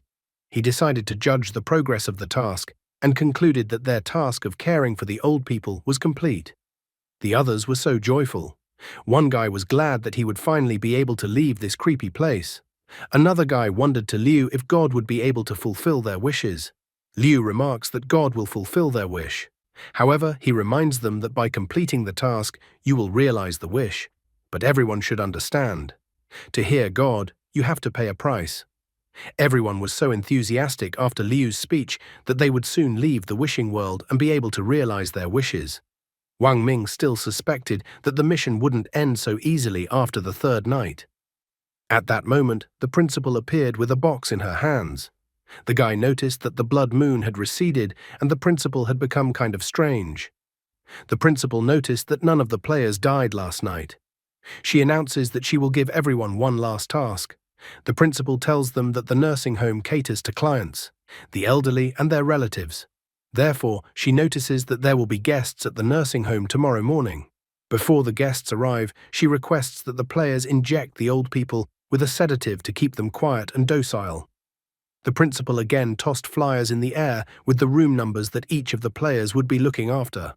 She reminded them that once the guest's visit comes to an end tomorrow, then the player's mission will be considered accomplished. The principal remarks that if someone fails in the mission and causes discontent, it will be an unforgivable mistake. At this point, Liu pulls Wang Ming by the sleeve and informs him that he has a matter to attend to. Liu reminds him that there were about 50 people in the first trials, so he asks the guy how he thinks there will be how many people left at the end. Liu notices that only 3 people will be able to make it to the end of the game. Wang Ming realizes what the man is saying, that there are too many survivors now. Liu panics, noting that there are few survivors in the wishing world and murder is commonplace in the world.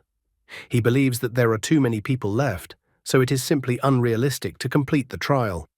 He realized that tomorrow is not only the end of the trial, but also possibly the end of their lives. Wang Ming decides to also share the information he had. He reveals that the principal asked him to bring a box of medicine last night, so he suspected that there was something wrong with the sedative. Liu only noticed that the principal asked Wang Ming for something again. He even thought that she liked the guy. However, Wang Ming only irritably asks Liu to believe him that the latter would not want to fulfill the principal's whim. Wang Ming also points out that the grandmother he's looking after told him last night that syringes would kill them. Liu finally figured it all out, that the mission wasn't really as simple as he thought it would be. He felt that the mission was a trap, because the old people would die and the children would not leave the volunteers so easily. So the only option was not to inject the old people. Wang Ming admits that the information has not been verified, so he can't guarantee anything.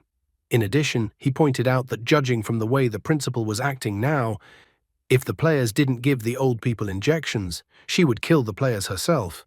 Wang Ming remarks that Liu is an experienced player, so he decides that Liu can tell others about it, and whether others will believe it or not is up to them. Liu thanks the guy for the information and leaves. I think it's obvious to everyone that Liu isn't going to share information with anyone, considering there should be 3 people in the finals. Looking at the falling pieces of paper with room numbers, the guy pondered the situation at hand. He caught number 205 and hoped that this evening would go smoothly for everyone. It felt like he had just decided to take the burden of responsibility off of himself. After all, he had told Liu about his assumptions, and if he didn't share it with everyone as he intended, then Liu was to blame for the deaths of others. The note on the door of room 205 said that Dad was mentally ill and that he needed to be watched every day, otherwise the man might hurt himself or others. The note was left by the man's only son, so he asked that if the illness was incurable, to tell his father about it. The request also stated that the player should never remove the man's harness. After reading the note and going inside the room, Wang Ming noticed an old man who was lying on the bed wearing a straitjacket and tied with straps additionally. The old man requested that the guy untie the straps. After all, he wasn't mentally ill. The old man then transformed into a kind of chameleon under the influence of the blood moon and tried to attack the guy, as he thought he deserved to die. Wang Ming dodged the tongue of the man who was still asking to be released. The guy grabbed the belt and forcefully pulled it off the old man, freeing the old man from his restraints. He wondered what was the rush and why attack him when he would have helped the old man out anyway. The old man returned to his human state a little, but not completely.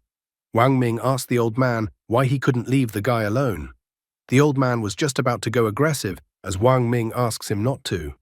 However, the old man wasn't really going to do anything, and only notices by crying that the guy is standing on his tongue. Wang Ming notices that he did it by accident, and then he pushes his tongue back into the old man's mouth. 3 minutes later, Wang Ming is already sitting on the bed, listening to the old man's story. The old man declares that he is normal and not sick. The old man is skeptical because he realizes that the guy probably doesn't believe him, and that the guy deep down and in his heart thinks the old man is sick.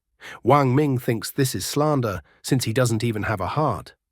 The old man doesn't understand how it's even possible for a person to not have a heart, and he thinks the guy is definitely crazy. Wang Ming is tired of the old man's claims and suggests that he see for himself. The old man looked at the guy's scars and thought it was just a costume. After taking a closer look, the old man sighed as he realized that the guy was so young and he had already had such a hard life. Wang Ming decided to take his chance, since the old man was no longer negative towards him, and pry more information from the old man. Wang Ming told the old man that since he saw the scars on his body, he and the old man were now friends. Wang Ming then asks his friend who he meant when he said the guy deserved to die. After hearing the guy's words, the old man starts going crazy again and cursing some guy. Wang Ming wondered if the old man was talking about his son. The old man, in a frenzy, tried to attack the guy again with his monster tongue. But at this, Wang Ming stated that the old man's son was already dead. The old man froze and did not continue his attack. Wang Ming realized that the old man's son was the solution to the problem. He told the old man that there was no need to take the life of someone who was already dead. The old man was shocked when he heard such news from the guy. Wang Ming didn't bother to explain all the subtleties to the old man, and simply stated that he didn't understand why he would even talk about the old man's son at that time. The old man became more of a man again, and that's when Wang Ming realized that he was moving in the right direction. Wang Ming wondered why the old man wanted his son to die so badly. Especially the guy remembered that the old man only had one son. One day, the old man's wife fell ill, and the doctor said he could save her, but he needed a lot of money. The old man wanted to sell the house and give life to his wife. However, his son refused to sell the house. The father and mother worked hard to save money to buy their son a house. In the end, the house was more important to the son than his own mother. The old man was incredibly happy that such an ungrateful son had finally died. Wang Ming realized that his lies had gone too far. The old man wondered if tomorrow would be the day of the relatives' visit. Wang Ming wondered why the old man was asking him that. The old man thought the guy was a good person, but now they had to say goodbye. Wang Ming wonders what the old man is implying. Then the old man tells him that when relatives come to visit, the caregivers change and there are fewer and fewer old people. The old man still remembered the times when the nursing home was lively, not as quiet as it is now. As the guy and the old man talked, the third night at the Bloody Corner nursing home came to an end. The next day, the lobby of the nursing home was crowded because guests had arrived. They wanted to see their relatives, who were residents of the nursing home. Suddenly, a woman went into one of the rooms and screamed as it appeared that her mom was dead. The player in charge of this room and himself was in shock as he could not understand what had happened. Someone's father died, and they began to resent how disgustingly their relatives were being cared for in the nursing home. Someone called the workers heartless for killing their father. The poor players didn't know how to react to what was happening as they did everything the principal asked them to do. The relatives of the dead turned around to the volunteers, who they thought should have died. In an instant, all the players who had caused the relatives of the guests to suffer were torn to pieces. The principal gracefully watched everything happening from above. She was so happy, because in the end, everyone would turn into dust. Meanwhile, in the nursing home, a massacre had begun in the first-floor hallway. The poor players were trying to escape from the guests who really disliked the current state of their relatives. As expected, Liu didn't say anything to anyone as he wanted to win himself. The principal, on the other hand, was happy since everything went exactly according to her plan. How will Wang Ming get out of this situation? A frightened Yun Li was standing in the third-floor hallway. She was incredibly scared as a monster was heading in her direction, and she asked it to stay away from her. The moment the monster attacked the girl, Wang Ming walked towards the girl and pushed the monster aside. Wang Ming used the evil spirit card to confront the monster and asked how Yun Li was feeling. The woman assured the guy that she was fine. However, when she turned around, she saw a large number of monsters behind her back. She wondered in fear at the guy what had happened and why so many monsters had appeared. Wang Ming grabbed the woman's hand and decided that now was not the time to discuss anything, because the most important thing now was to get out of this place. He even complained that it looked like there would still be indiscriminate slaughter, whether one took a shot of sedative or not, and that all the players would still die. Wang Ming pondered the fact that there should be at least one right answer out of the two options. After realizing that the monsters were catching up to them, the woman asked the guy not to worry and run away by himself. Wang Ming only said that although his strength was limited, so he wouldn't be able to save everyone, but he would definitely be able to save Yun Li. The woman had tears in her eyes as she said this. Longed to be a hero and say fiery speeches, the guy did not have time because the monsters did not want to leave him alive and so again went on the attack. However, the guy could not be taken by surprise and he easily threw the monster aside with his right hand. The aura around the guy changed and he suddenly noticed that the evil spirit's strength seemed to have become stronger. Wang Ming quickly realized that it didn't seem to be as he had assumed and the evil spirit was actually absorbing him. Wang Ming was faced with a dilemma, for despite the danger from the evil spirit, he realized that if he freed himself from the evil spirit's power, the monsters would tear him apart. Now the guy realized that the evil spirit had been waiting for this moment all along. However, he did not despair, but only smiled. He decided to see if he could control the evil spirit or if the evil spirit would devour him. Suddenly, Liu appeared in front of Wang Ming and was attacked by another monster. Out of his last strength, the man shouted to the guy that it wasn't the principal who bought the injections. Wang Ming began to quickly recall all the events that had happened in the nursing home since their arrival. Instantly, a puzzle formed in his mind that the sedative injections were actually bought by the children of the old people. After all, these children were all wishing their elderly parents a speedy death. Yun Li apologizes to Guy that it all happened because of her. However, Wang Ming does not blame the woman as he does not see her fault in the situation. He assures that from the beginning they are all participants in the trial and therefore they were doomed to die. Wang Ming is not desperate and rather quickly comes up with one option. The option he came up with was insane, but he believed that it was their only chance to get out of this place. The monsters were rapidly approaching them, but Wang Ming grabbed the woman's hand and ran with her. He ran towards the door of room 203.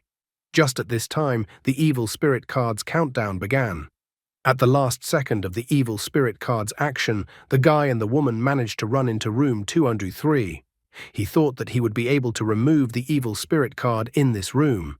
After running into the room and trying to close the door of the room, the guy asks which of the monsters chasing them is the child of the old man in room 203.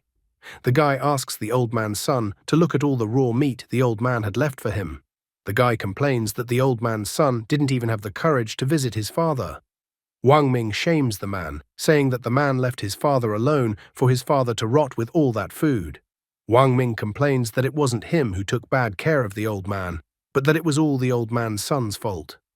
Wang Ming notes that the son wanted his father dead, even though his father raised him.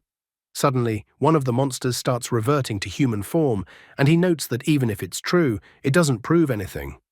The man complains that his father said he was leaving food for him. However, the food the father left for his son was rotten and stale.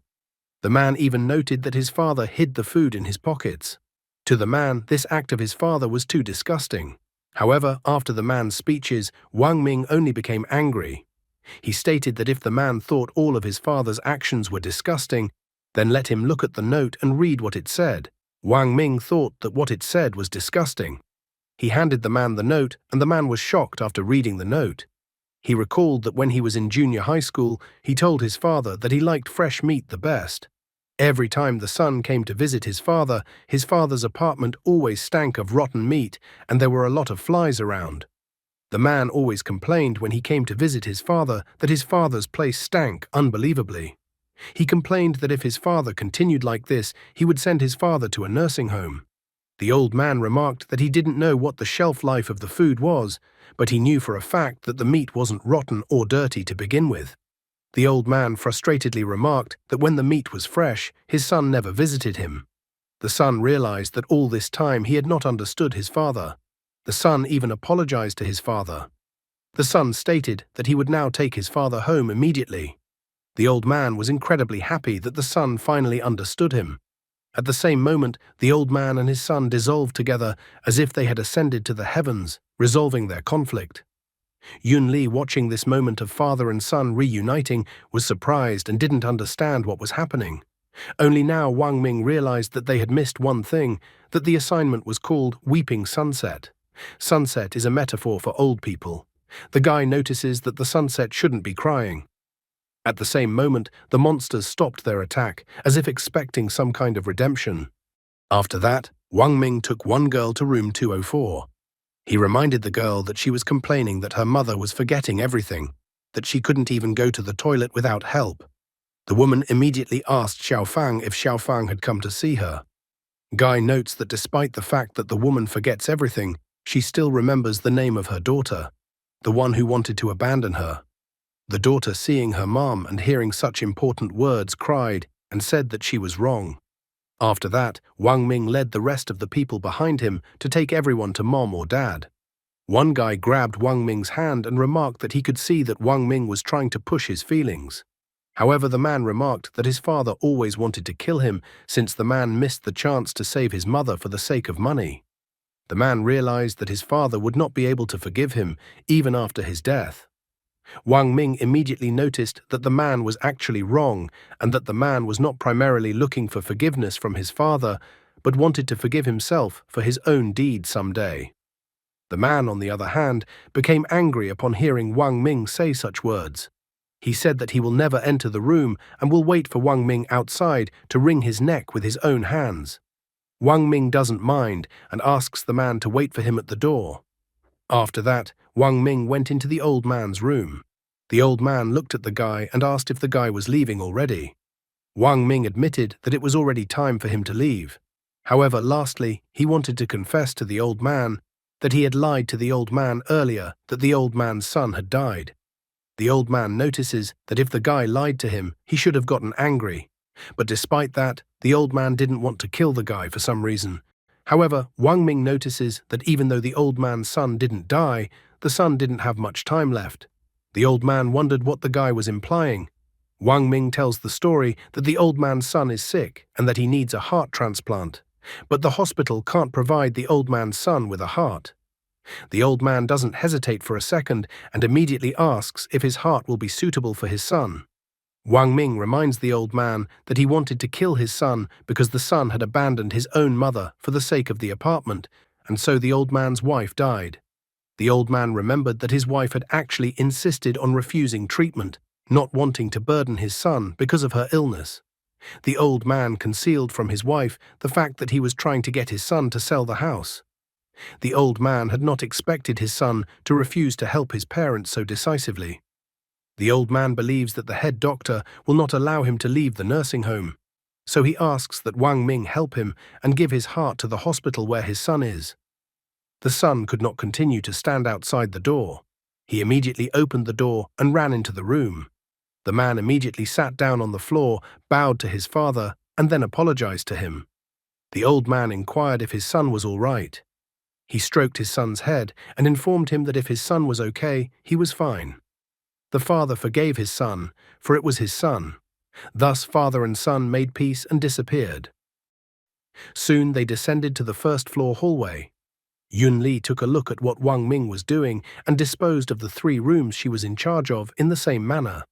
However, the key information came too late, so when Wang Ming and Yun Li returned to the first-floor hallway, the other members were already lying in a pool of blood.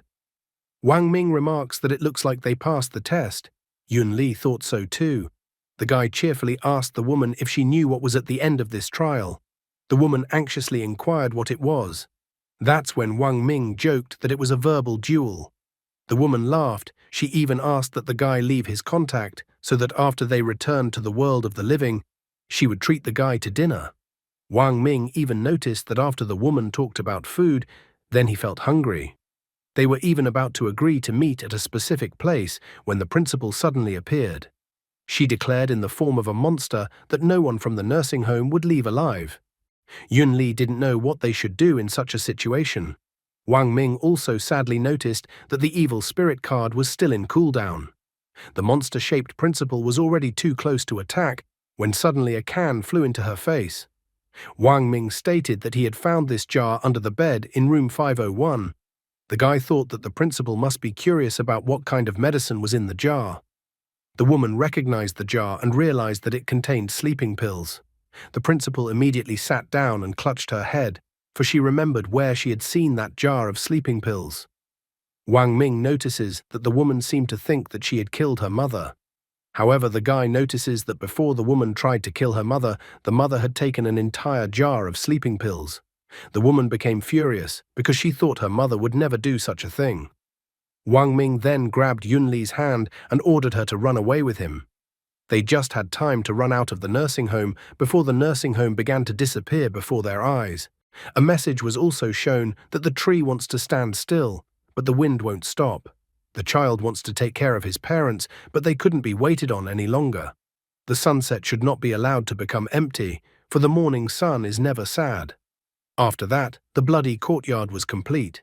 Suddenly, the sun peeked out, and everything around them became bright as if it was day. Yun Li breathed a sigh of relief that they had accomplished the task they had. Wang Ming also breathed a sigh of relief and was glad that he had prepared in advance. He even reminded the woman again, as he had told her before, that there would be a verbal battle waiting for them at the end of the challenge. Suddenly, someone's hand reached out to the guy from behind. The mysterious woman asked the guy to listen to the whispers of the gods and that the guy's wishes would be granted.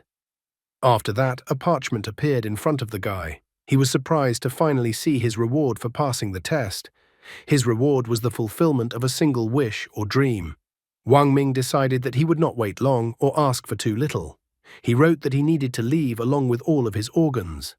However, after that, his wish was suddenly erased from the parchment. Wang Ming even began to complain that the god was too greedy. He became furious that did the god count each organ of a person as one wish. Then it turns out, no matter which organ Wang Ming returned, he would still die afterwards. Wang Ming couldn't believe it and wrote on the parchment again and again, carefully formulating his wishes, but time after time, everything he wrote was erased from the parchment. Wang Ming began to complain that since the god refused to fulfill even such a simple wish, it could be considered a deception on the god's part. Finally, Wang Ming thought it over and decided that his wish would be that he wanted to live. He decided that the so-called god should agree to his condition this time. This time, the parchment accepted the guy's entry. An inscription about understanding the logic of the sequence of gods also appeared on the parchment. Wang Ming couldn't understand what the parchment was talking about and what else the sequence of gods and the logic chain were. Suddenly, the parchment began to shine brighter and brighter, and the guy had no choice but to instinctively close his eyes. When he opened his eyes, he saw that he was back in the operating room. He was a little surprised that he had managed to come back to the world of the living, and he was alive, so he still couldn't believe it. However, he looked at his body and noticed a giant scar there, and then he felt sad. The guy didn't know if he could be considered human if he had no organs. He realized that he was sort of alive and sort of not alive. However, he decided to put those thoughts aside, for he was glad that he was able to at least pass the test. Unfortunately, there was one more question he couldn't understand. What was the sequence of gods? Plus, it was creepy what the principal had done to her mother, scattering her remains across the hallway of the nursing home. The guy realized that it seemed like the events in the wishing world couldn't be explained from an ordinary person's point of view. After getting dressed and hiding the scar on his body behind a lot of bandages, the guy decided that the most important thing for him at the moment was to get to the hospital and get x-rayed. As soon as the guy left the building with the operating room where his organs had been taken from him earlier, A strange woman was already watching him from the roof of the building. The woman in an exquisite outfit asked the guy in the new world to keep listening to the whispers of the gods, even though the guy couldn't hear her. Meanwhile, at Wish World in the nursing home, the principal sat on the floor, kneeling in front of her mother. She stated that she was wrong and informed her mother that she could not control herself at that time. However, the mother called her daughter a stupid child and informed her daughter that she never blamed her for anything. The woman felt that she had been a burden to her daughter all along. She was about to point out that if it wasn't for her, her daughter was doing well. However, at that moment, the woman's hands flew apart. Suddenly, a terrifying monster appeared with a giant cleaver in his hands. He declared that the woman was a worthless principal. The woman was immediately frightened upon seeing the butcher. She noted fearfully that she had already killed many people for Butcher. She did not understand why Butcher could not leave her alone, nor could he leave her mother alone. However, Butcher felt that he should not leave the woman and her mother alone. He recalled that the woman's first desire was to be free from the bonds of kinship. The woman's second desire was to resurrect her mother. Butcher notes that God fulfilled this wish. Butcher notes that even though the woman's mother was resurrected piece by piece, it was the woman's fault. It was the woman's fault for failing to properly specify in what form she wanted her mother to be resurrected. After that, he slammed the woman's mother to the floor. The woman was crying and was about to scream when suddenly Butcher abruptly reached over and covered her mouth with his hand and lifted her into the air with one arm. He reminded the woman that if the next time anyone could get out of the nursing home alive, the woman and her mother wouldn't even have a place in the wishing world. Meanwhile, in the real world, at the Linhai People's Hospital, Wang Ming overhears someone complaining that Jiang Gui has disappeared somewhere and that he can't be reached, which worries the woman very much. The woman with short black hair notices that the man said he would find a way to cure old man Liu himself. However, another woman called the man a silly boy, because old man Liu was already in a vegetative state and the doctors said he was hopeless. Yet another interviewee remarked that when the man returned, it would be necessary to talk to him. She felt that even though the construction company had paid out $1,000,000, it was impossible to spend all the money on the hospital. The guy realized that it seemed to be Liu Jianggui's family. He sighed sadly because the family did not know yet that Liu would not come back again. Then a doctor came out of room 916 and announced that Wang Ming was next to be seen. The guy immediately announced that he was Wang Ming. After that, the guy went to the computed tomography scan room. The doctor's face was covered with cold sweat when he looked at the X-ray, because he obviously didn't expect to see such a thing. The doctor told the guy that the computed tomography scan machine seemed to be broken, and he even asked Wang Ming to come back tomorrow for an appointment. Wang Ming immediately asked why the doctor thought the machine was broken. The doctor couldn't come up with any other explanation since he couldn't get X-rays of Wang Ming's organs. The doctor thought that it was obviously a problem with the computed tomography scanner because there was no way a living person could be missing all of his internal organs. Wang Ming was upset. The good news for him was that he had somehow managed to survive. However, the bad news was that his internal organs were really gone. The guy informed the doctor that the doctor was right and that the computed tomography scan machine was actually broken. After seeing the doctor, the distraught guy left the hospital and went out into the streets of Linhai City. Wang Ming noticed that although he had no internal organs, he was able to eat, drink, and defecate, so all his body functions were working normally. Looking at the poster of a beautiful girl on one of the buildings, he even wondered if the rest of his body functions were working just as well, and if he would have any problems with girls. However, he immediately slapped himself and then tried to remind himself that he was an honorable man who was far from lowly pleasures. He realized that feelings and love were not for him.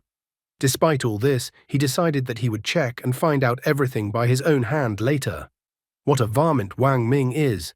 However, things clearly wouldn't go well for him, as he was already being watched. A creepy girl found him in the world of the living.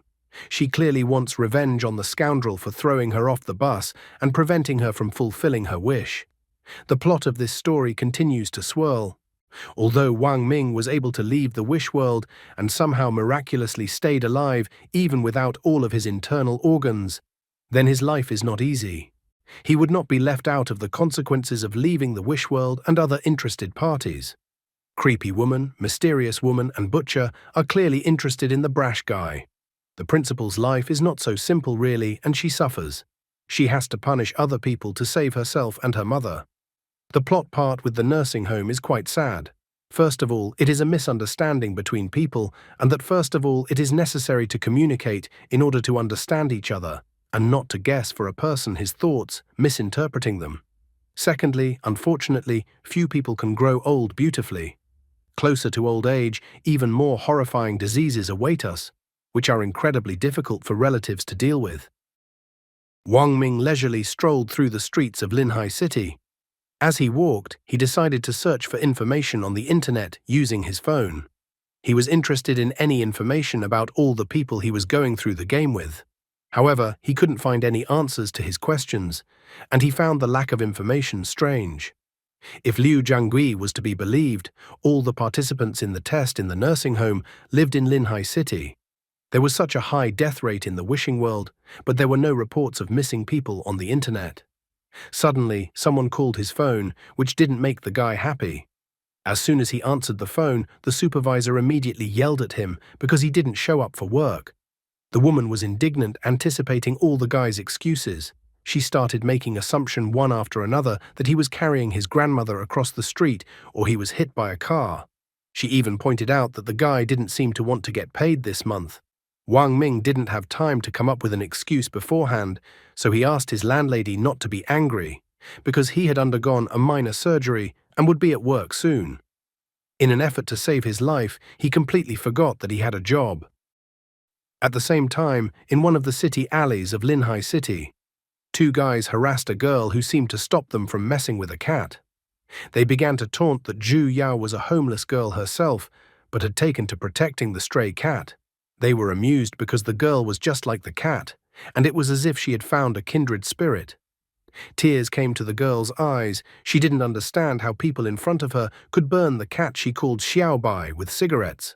However, the guys asked the girl to stop talking idly and give them the cat. They even hinted that if the girl didn't give them the cat, she should repay them in another way. Closing her eyes, the girl offered to give them money in exchange for them to get off the cat. However, these guys didn't want money, they wanted Zhu Yao herself. At the last moment, a blonde guy ran out from around the corner and told the other guys to stop. The blonde guy was a clumsy guy, so he immediately tripped and fell right in front of the guys. The shorter guy immediately started beating him up, recognizing him as the brat Ling Yushu. He even mocked that Ling Yushu wanted to play hero with his pathetic strength. However, despite the beatings, the blonde smiled, asking the guys not to abuse the girl, but to beat him. His words infuriated the guys, and they started beating him harder, saying that they were fulfilling his wish. Ling Yushu didn't give up, noting that if the guys beat him, then they shouldn't touch the girl. The girl begged for the guys to stop beating Ling Yushu. Drooling over the girl, they turned their predatory gazes on her, asking her to do a lot of things for them. Seeing the girl's fear, they were going to beat Ling Yushu even harder if she didn't do what they asked. In the end, they managed to break the girl's fighting spirit, and she made the decision to agree to their condition. Ling Yushu tried to stop the vile guys, but was powerless, and they were already licking at the girl. However, at this moment, a guy who might not receive his salary for this month soon appeared behind them. He was outraged that some two pathetic bugs were making such a ruckus. He immediately told them to get out, and if they didn't do it, then don't let them resent him, because he was giving them a chance. One of the guys didn't realize who appeared in front of them at all. The other guy told Wang Ming to stay out of their business. Wang Ming remarked that since the nasty bedbugs hadn't left yet while he was giving them a chance, it meant that they had decided to stay behind to regret their choice. The nasty guys were immediately frightened by the aura that emanated from Wang Ming. They decided to run away after all. However, it was already too late, and Wang Ming called out the number 3. One of the guys frightenedly stated that Wang Ming had missed the digits 1 and then 2 until the digit 3. This was the wrong answer, as the guy was trying to teach how to count to the person holding the bat. Moments later, the nasty guys ran away, apologizing to Wang Ming and crying. They declared that they wouldn't engage in such matters again. Ling Yushu immediately stood up from the ground and started shaking off his clothes from the dirt. He even started bragging that if the guy didn't help him, he would have dealt with the nasty guys himself. Wang Ming just wasn't sure about this. Wang Ming approached the girl and asked if she was all right. The girl seemed to recognize Wang Ming immediately as she called him by name. Wang Ming, on the other hand, was surprised that the girl suddenly recognized him. With a red face, the girl revealed that Wang Ming used to be her classmate. Ling Yushu immediately started bragging that in their school, rescuing girls seemed to be a tradition. Now Wang Ming remembered where he had seen the school uniform Ling Yushu was wearing before. Out of the kindness of his heart, he decided not to break the guy's finger. Wang Ming was in an incredible hurry, so he immediately said goodbye to the boy and the girl as he had to rush to work. After walking a little further down the alleyway, Wang Ming got lost and didn't know where to go next. Just at that moment, a woman appeared behind him and said that he was not going anywhere else. The guy kept trying to remember where he could see the woman in front of him before. The masked woman didn't hesitate and immediately launched an attack on the guy. Wang Ming was a very smart guy, so he instantly realized that the creepy girl was in front of him. The creepy girl moved quite fast, but at the same moment he felt something strange. A familiar feeling overtook him. At the same moment, he began to dissolve right before the eyes of creepy girl, who was desperately trying to get him. Creepy girl didn't have time to catch up to him as the guy disappeared right before her eyes, falling into the wishing world. She was furious that he had fallen into the wishing world at that very moment. Wang Ming didn't have time to realize anything before he was sitting at a giant luxurious table where other people were also sitting. He was trying to realize what had just happened to him. He thought that creepy girl was just an NPC of the wishing world, so he wondered how she ended up in the real world. In addition, he was also interested in another situation because he had somehow miraculously found himself back in the wishing world. He was disappointed that he had been forcibly dragged into the wishing world. The man in the courier suit stood up from his chair, trying to realize where he had gotten to and what kind of people were in front of him. Some of those present already knew that the wishing world existed, even though they had never been to it. Others were still trying to realize what an incomprehensible place they were in and were starting to panic.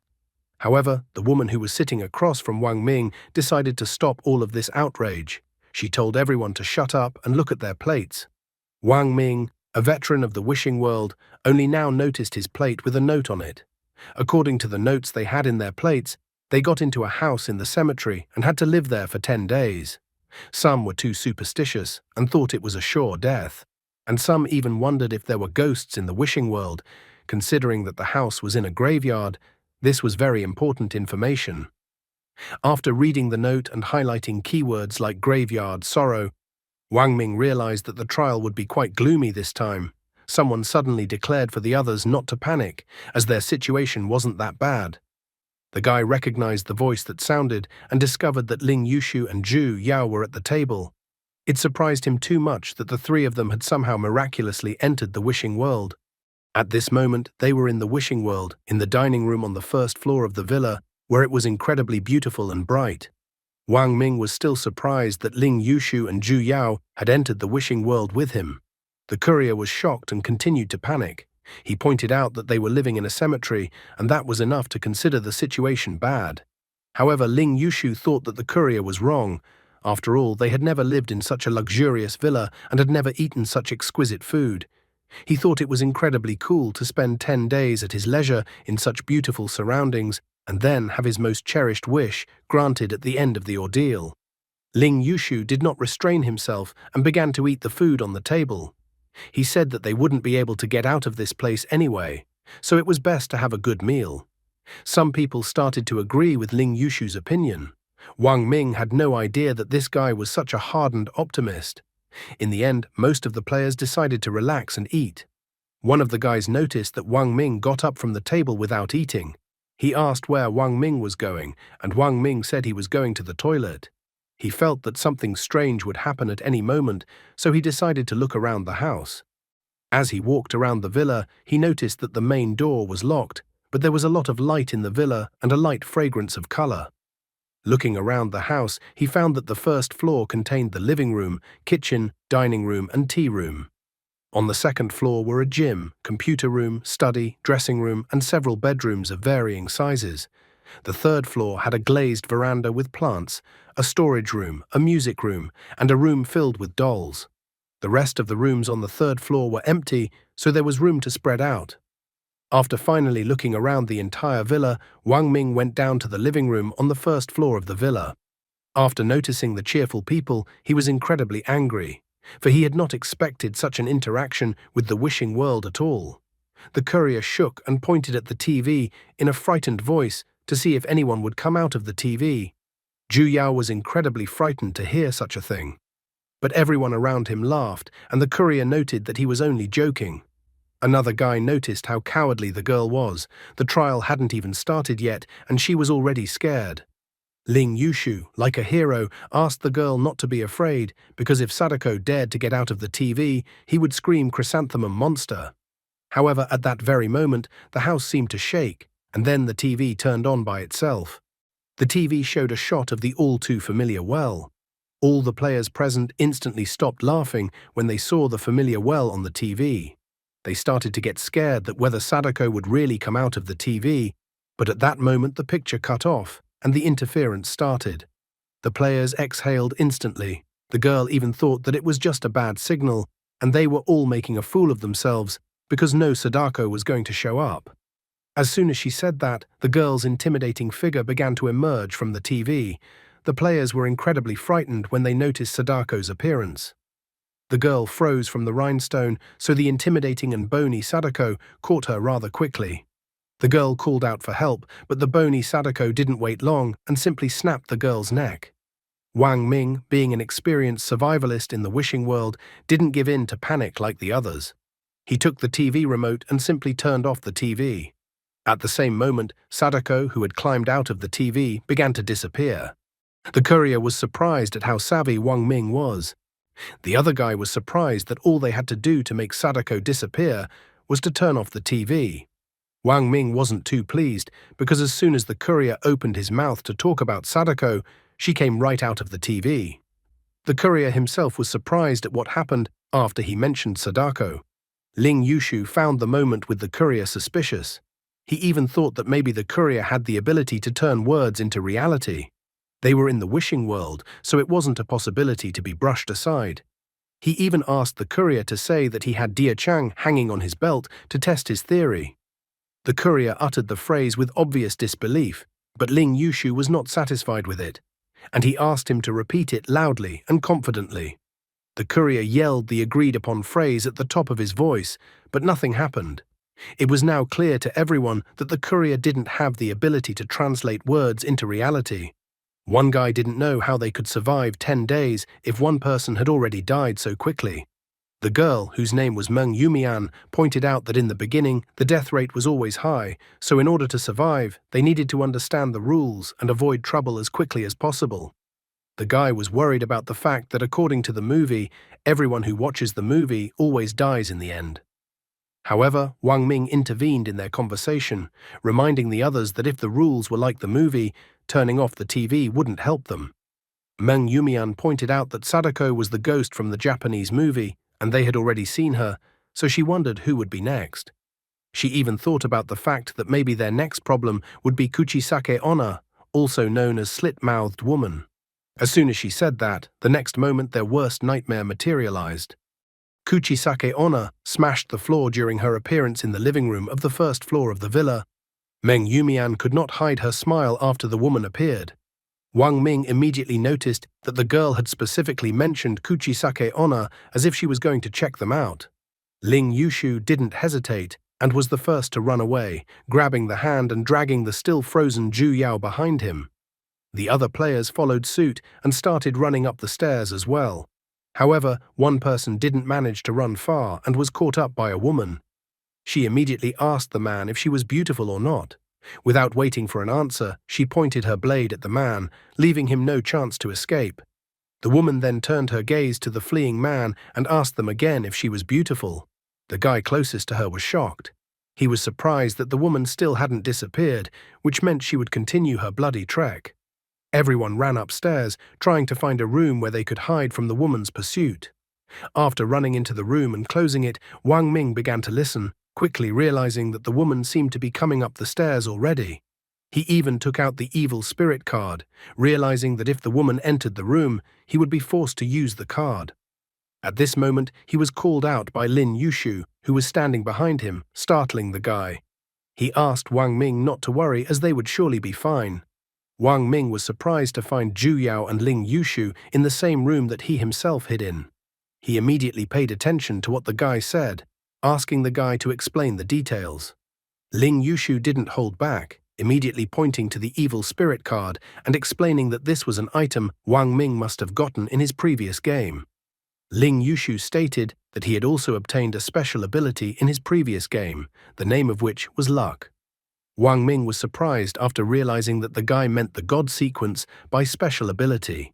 Ling Yushu was delighted, noting that he immediately realized that Wang Ming was not an ordinary person. He didn't expect Wang Ming to know about the sequence of gods. Ling Yushu immediately started bragging that his luck was his sequence of gods, so he thought that Wang Ming could be calm. He even declared that everyone with him was under the protection of luck. Ling Yushu even loudly announced that there were many rooms on the second floor, so with his luck ability, they definitely wouldn't be found by Kuchisake Onna. As soon as he said that, the woman was already knocking on the door of their room, asking if she was beautiful. Wang Ming was displeased, for he had almost believed the guy's words, but it had all turned out to be more bad luck than good fortune. Ling Yushu took his eyes aside in shame, believing that it was all just a fluke. Kuchisake Onna was already in the middle of breaking down the door of the room, which was incredibly frightening to the two guys and the girl. After making a hole in the door, the woman decided to make a reference to the movie The Shining. She only had one wish, to make everyone as beautiful as herself. Ling Yushu couldn't understand why the woman chose the door to their room. Zhu Yao was already crying with fear, so scared was she. A moment later, Kuchisake Onna broke the remains of the door to the room. Wang Ming realized that he had no choice but to use the evil spirit card. As soon as the woman got too close to him, he immediately activated the evil spirit card. He was finally sick of the question of whether she was beautiful, so trying to put all his strength into his punch, he asked that in her next life the woman not be so beautiful. Grabbing the woman's face, Wang Ming instantly slammed her to the floor with incredible force, causing the chandelier underneath their floor to shake from side to side. Wang Ming struck again and again, laughing as he did so. The others came to watch the frightening performance. One girl thought that Wang Ming was incredibly strong. Someone even paid attention to what was behind the guy's back. Someone even thought the guy was scarier than any devil. Ling Yushu immediately stood up for Wang Ming, pointing out that while everyone else was just standing there with their mouths hanging open, Wang Ming was risking his life by fighting Kuchisake Onna. He was even willing to fight Tyrant. The girl did not know who the name Tyrant was. The guy was surprised that the girl had never heard of Tyrant. In the end, he thought that the girl was too young to know about Tyrant from Resident Evil. Ling Yushu immediately ran up to the guy to cover his mouth, reminding him that they were not allowed to talk about such a thing.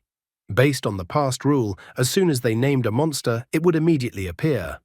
This time was no exception, so the monster immediately began to appear in front of them. Wang Ming only turned around when he heard the noise, and the monster immediately appeared in front of his face. Reflexively, Wang Ming was startled and punched the monster in the face, trying to push it away from him. This time, the monster was not alone, but in large numbers. All of them rushed towards Wang Ming. The others immediately rushed to run away, only throwing up more problems for Wang Ming. Zhu Yao was not willing to just leave the guy in trouble like that. Ling Yushu asked the girl not to be afraid, because he could help the guy. Ling Yushu grabbed a piece of door that was lying under his feet, and then used his divine sequence to throw the piece of door at the monster. The piece of door only lightly hit one monster on the head. The other monsters bewilderedly settled on the piece of door that fell right in front of them. The monsters immediately turned their heads towards the one who threw the piece of door. Zhu Yao and Ling Yushu were incredibly scared, and the guy even started apologizing to the monsters. The monsters, as if seeing their new prey, instantly all rushed towards them. Wang Ming didn't let the monsters devour themselves, grabbing one piece of Kuchisake Onna's scissors. Ling Yushu at this time was already saying goodbye to his life while hugging Zhu Yao. He was apologizing to the girl for hurting them because of him. However, at the last moment, Wang Ming reached them and destroyed a monster with his blade. One of the monsters tried to sneak up from behind and grab the guy's shoulder. Wang Ming got all pissed off at such a ridiculous attack by the monster, So he immediately rushed to attack the remaining monsters, lightning fast to destroy the monsters that attacked them.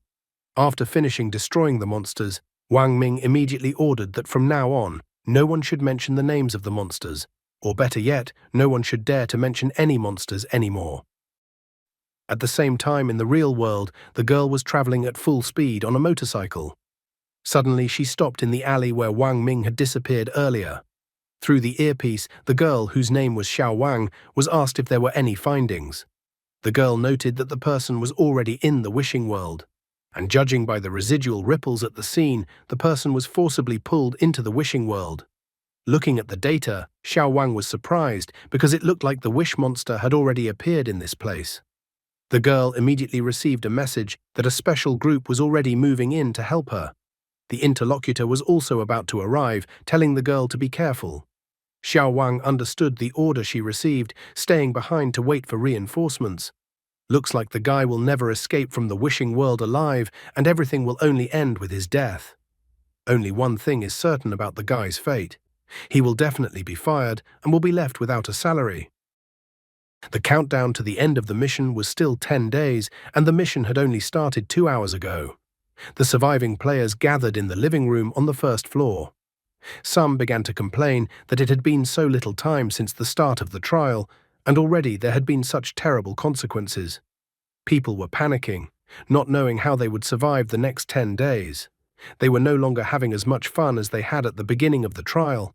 One guy decided to get more food and keep hiding so he wouldn't run into any more monsters. Wang Ming informed Zhu Yao and Ling Yushu that since the door to the room they were hiding in was broken, there were now no rooms available on the second floor. The guy then asked them if they would go to the third floor with him. Ling Yushu instantly agreed he was willing to follow the guy to any place. Meng Yumian meanwhile kept her eyes on the back of the departing Wang Ming and his new friends. Soon, Wang Ming, Zhu Yao and Ling Yushu went up to the third floor of the villa. As soon as they found a suitable room, then Ling Yushu immediately started massaging Wang Ming's shoulders. He was curious to know more about Wang Ming's divine sequence.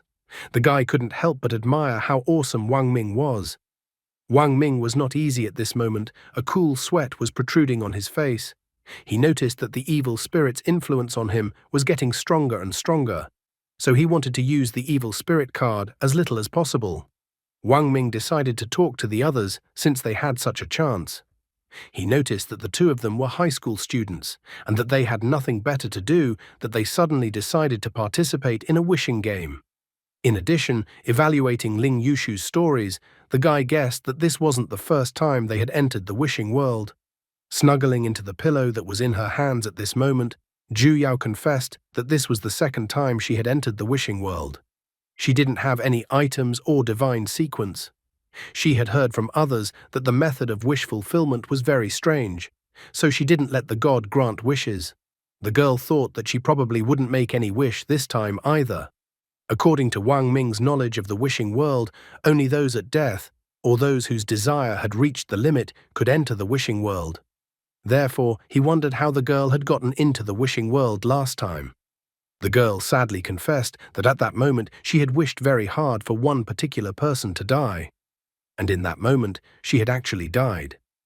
As if agonizing over a headache, the guy grabbed his head with his left hand. He thought that it was probably about some school bullies.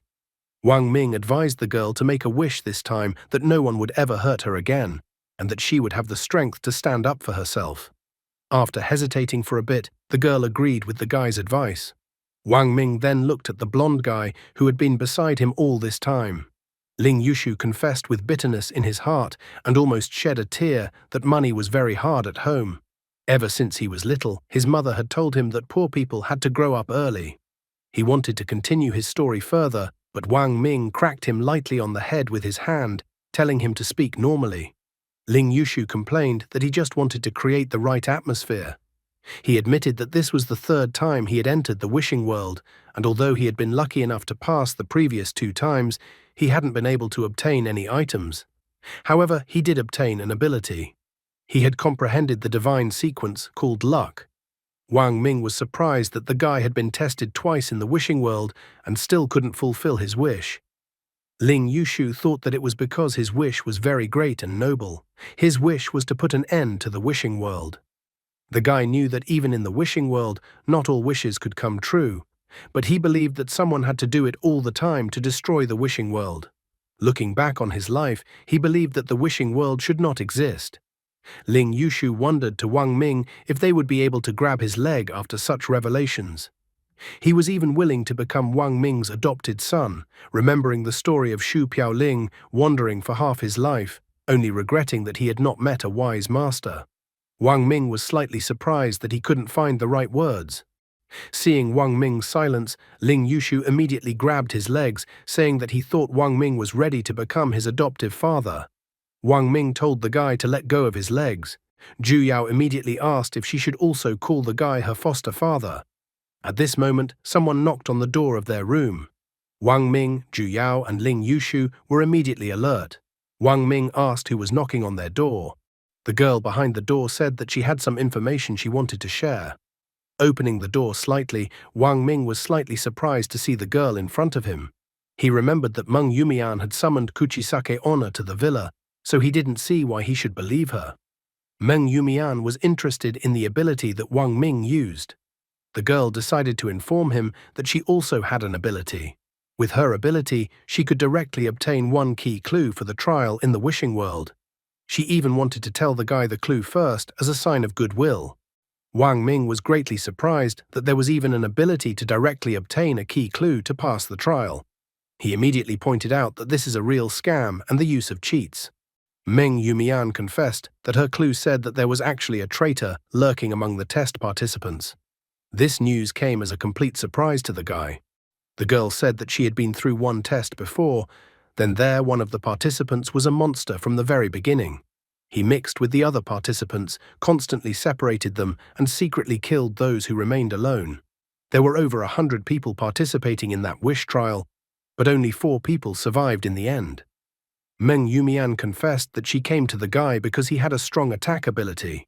She thought that if the guy could kill the traitor who was hiding among the participants, they could spend the remaining time in peace. Wang Ming thought that since the girl came to him and told him everything, she might already have a specific person who is the traitor. However, the girl didn't know the name of the traitor, but she thought that she would be able to figure him out very easily, because it was enough to use the elimination method. She noted that the guy had eliminated all the dangers before, so he could be excluded, and of course she also decided to exclude herself from the list of suspects, justifying it by the fact that she voluntarily told the guy the clue. She then inquired if Wang Ming knew the 2 people who were behind his back. Ling Yushu became indignant after hearing the unkind tone in the girl's words. Zhu Yao also denied that she was a traitor. Wang Ming immediately admitted that he and the girl knew each other, so he stood up for them. After hearing the guy's words, Meng Yumian decided to eliminate Zhu Yao and Ling Yushu from the list of suspects. She believed that whether it was an act of pretense or possession, it would be easy for people she knew to spot a trick. Suddenly, the tone of the girl's voice changed. Meng Yumian thought that if there was a traitor in this trial, then he would surely choose someone who had no ties with the others. Her gaze became frantic as she stated that since the 4 of them are beyond suspicion, their further plan is simple. Since the traitor must definitely be among the other players, they could simply eliminate all the other players, and then the threat would disappear by itself. Hearing the girl's words, Zhu Yao and Ling Yushu were startled. Wang Ming wondered if the girl had voiced the same method of elimination that the girl had originally boasted about. He reminded her that if you die in the wishing world, you would also disappear in the real world. Wang Ming pointed out that what the girl was talking about was not some kind of game, but an actual massacre. However, Meng Yumian was mad. She couldn't understand the guy's moral compass. The girl reminded that they were in the wishing world, where there were no laws of the real world. She had the clue and the guy had the power, so she thought that the most correct choice was to team up with the guy and then quickly pass the test. Wang Ming recalled his first trial on the bus, where the crowd almost threw a pregnant woman off the bus. The guy wanted to understand what it meant to make the most right choice. In the end, he recognized that the girl was right, that there is no order in this world, and even more so, there are no limits to the law. So to survive, to fulfill your desires, sometimes you have to do crazy things because of the circumstances. The girl was delighted. for she too believed that there was nothing more important than life. However, the guy reminded her that they were all human, which confused the girl. Wang Ming explained that even if this world causes the brave to die in vain, the merciful to kill, and those seeking salvation to despair, and even if the selfishness and cruelty in human nature outweigh the greatness of the soul, they are still all human. He didn't know if he could get out of this world alive, but he definitely knows that his humanity shouldn't disappear in this place, so he decided to refuse the girl's offer. Meng Yumian was furious that the guy refused her offer. She even thought the guy was too naive. The girl thought that in the wishing world, mercy was the most ridiculous thing. She even remarked that maybe the guy thought he was very strong, that he could safely walk away and let a god fulfill his cherished wish. She then inquired what Zhu Yao and Ling Yushu thought about it. Ling Yushu felt that his foster father's choice was his choice. Zhu Yao didn't want to hurt anyone unnecessarily either. Meng Yumian was incredibly angry and emotional, calling them all crazy. Wang Ming realized that the girl didn't share the clue unselfishly, but just saw how he had dealt with the monsters earlier, and so she wanted to take advantage of him. Wang Ming promised that he would also give her a return clue later as a token of gratitude, but the cooperation the girl offered was out of the question. Wang Ming then told the girl to leave, slamming the door in front of her nose. Standing in front of the closed door, the girl continued to call the two guys and the girl a bunch of lunatics who were looking for death themselves. Ling Yushu admired his foster father, noting that his speech was awesome. Zhu Yao also thought the guy's speech was awesome. Proudly cocking his head upwards, the guy asked them not to worry, as it was a common thing for him. Ling Yushu recalled that he and Zhu Yao had told how they got to the wishing world, but they wondered how Wang Ming got to the wishing world. The guy proudly stated that his name was Wang Ming and that he was an ordinary person. Zhu Yao and Ling Yushu were not impressed by the guy's story. They were clearly expecting more details about how the guy had gotten to the wishing world. Thinking about it, Wang Ming didn't know what else to tell them. After all, if he told them that all of his internal organs had been removed from his body, they would be scared to death. So Wang Ming decided to change the subject, reminding them that based on their experience, as long as all the players didn't call out the names of the monsters, then they were all safe. And since there was no danger right now, they needed to have time to rest. Wang Ming volunteered to be on duty for the first half of the night. Smoothly, the time approached nightfall, which was unsafe given the location of the villa. The countdown to the end of the trial was still 10 days, as only 13 hours had passed since the beginning of the trial. While Zhu Yao and Ling Yushu were sleeping peacefully, Wang Ming was sitting on a chair and drinking tea. He was incredibly bored, so while he had time, he decided to study the divine sequence he possessed. Divine sequence, logical chain, reinforcement. Through the establishment of a logic chain, temporarily amplifies the level of divine gift, spirit, physique, strength, and so on. The guy was surprised to learn that divine sequence had levels. Spirit, physique, strength were all clear to him, but he didn't understand what a divine gift level was. Suddenly, there was a creaking sound in the silence of the night. Wang Ming noticed that the sound came from the next room, assuming it was the sound of someone's footsteps. Wang Ming was surprised to hear the sound of a door opening, as the neighboring room was a doll warehouse and no one lived there. From this noise, Ling Yushu woke up abruptly. He immediately asked his foster father what the sound was coming from the hallway. Wang Ming asked the guy to calm down while he was about to go to see where the noise was coming from. Wang Ming slowly walked to the door and then looked through the door peephole. Based on the sound coming from the door, he assumed that whoever was making the sound must be at the door, but there was no one there. There was no one outside, but the guy could clearly hear someone knocking on their door, which scared him incredibly. However, at this moment, Ling Yushu called out to him, instructing him to look at the gap at the bottom of the door. The guy leaned toward the door, revealing small feet behind the door. Now he was not surprised that no one could be seen through the door peephole, for it turned out that one of the dolls was knocking on the door. At this moment, the doll's eye dropped under the door, and through the door crack crept into the room. He appeared incredibly quickly and unexpectedly right in front of the frightened guy's face. Wang Ming abruptly got up from the floor, and Ling Yushu approached him from behind. The guy complained, noting that he didn't believe that Ling Yushu had a divine sequence. Luck, after all, there were a large number of rooms in the villa, but the monsters somehow came to them first. Ling Yushu couldn't understand why this was the case either. Wang Ming was already too tired of all these monsters and mystery. With a powerful swipe of his left foot, he stomped the eye that had rolled into their room. As soon as he did that, there was an immediate knock on their door.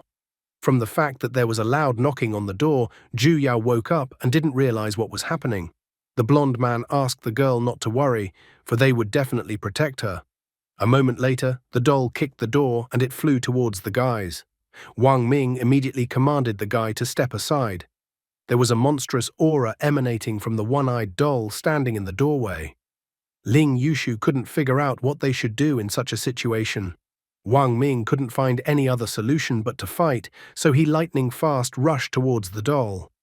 The doll also didn't wait for its fate, rushing towards the guy. Since Wang Ming had no other choice, he used the evil spirit card and then dealt a powerful blow to the puppet. However, at this moment, a huge number of plush toys and dolls appeared in the doorway of the room. Wang Ming was too exposed to the evil spirit, so he rushed out to destroy the other toys and dolls. Grabbing the candlestick, Ling Yushu asked that the toys stay away from them. The girl also tried to defend herself but was too scared. At this moment, when it seemed like it couldn't get any worse, a hand appeared in the doorway. The monsters that Wang Ming had dealt with earlier reappeared. At this time, there were also monsters walking in the corridor of the villa. As it turned out, the night parade of 100 demons had begun, which was not surprising considering that the villa was located in a graveyard. Screams for help could be heard throughout the villa from the players who had been captured and taken by surprise by the monsters. Before their deaths, the players couldn't understand where so many monsters had come from. With a powerful arm strike, Wang Ming sent Kuchisake Onna to the floor. A frightening aura emanated from him as he approached Kuchisake Onna. The guy didn't understand why so many monsters appeared this time.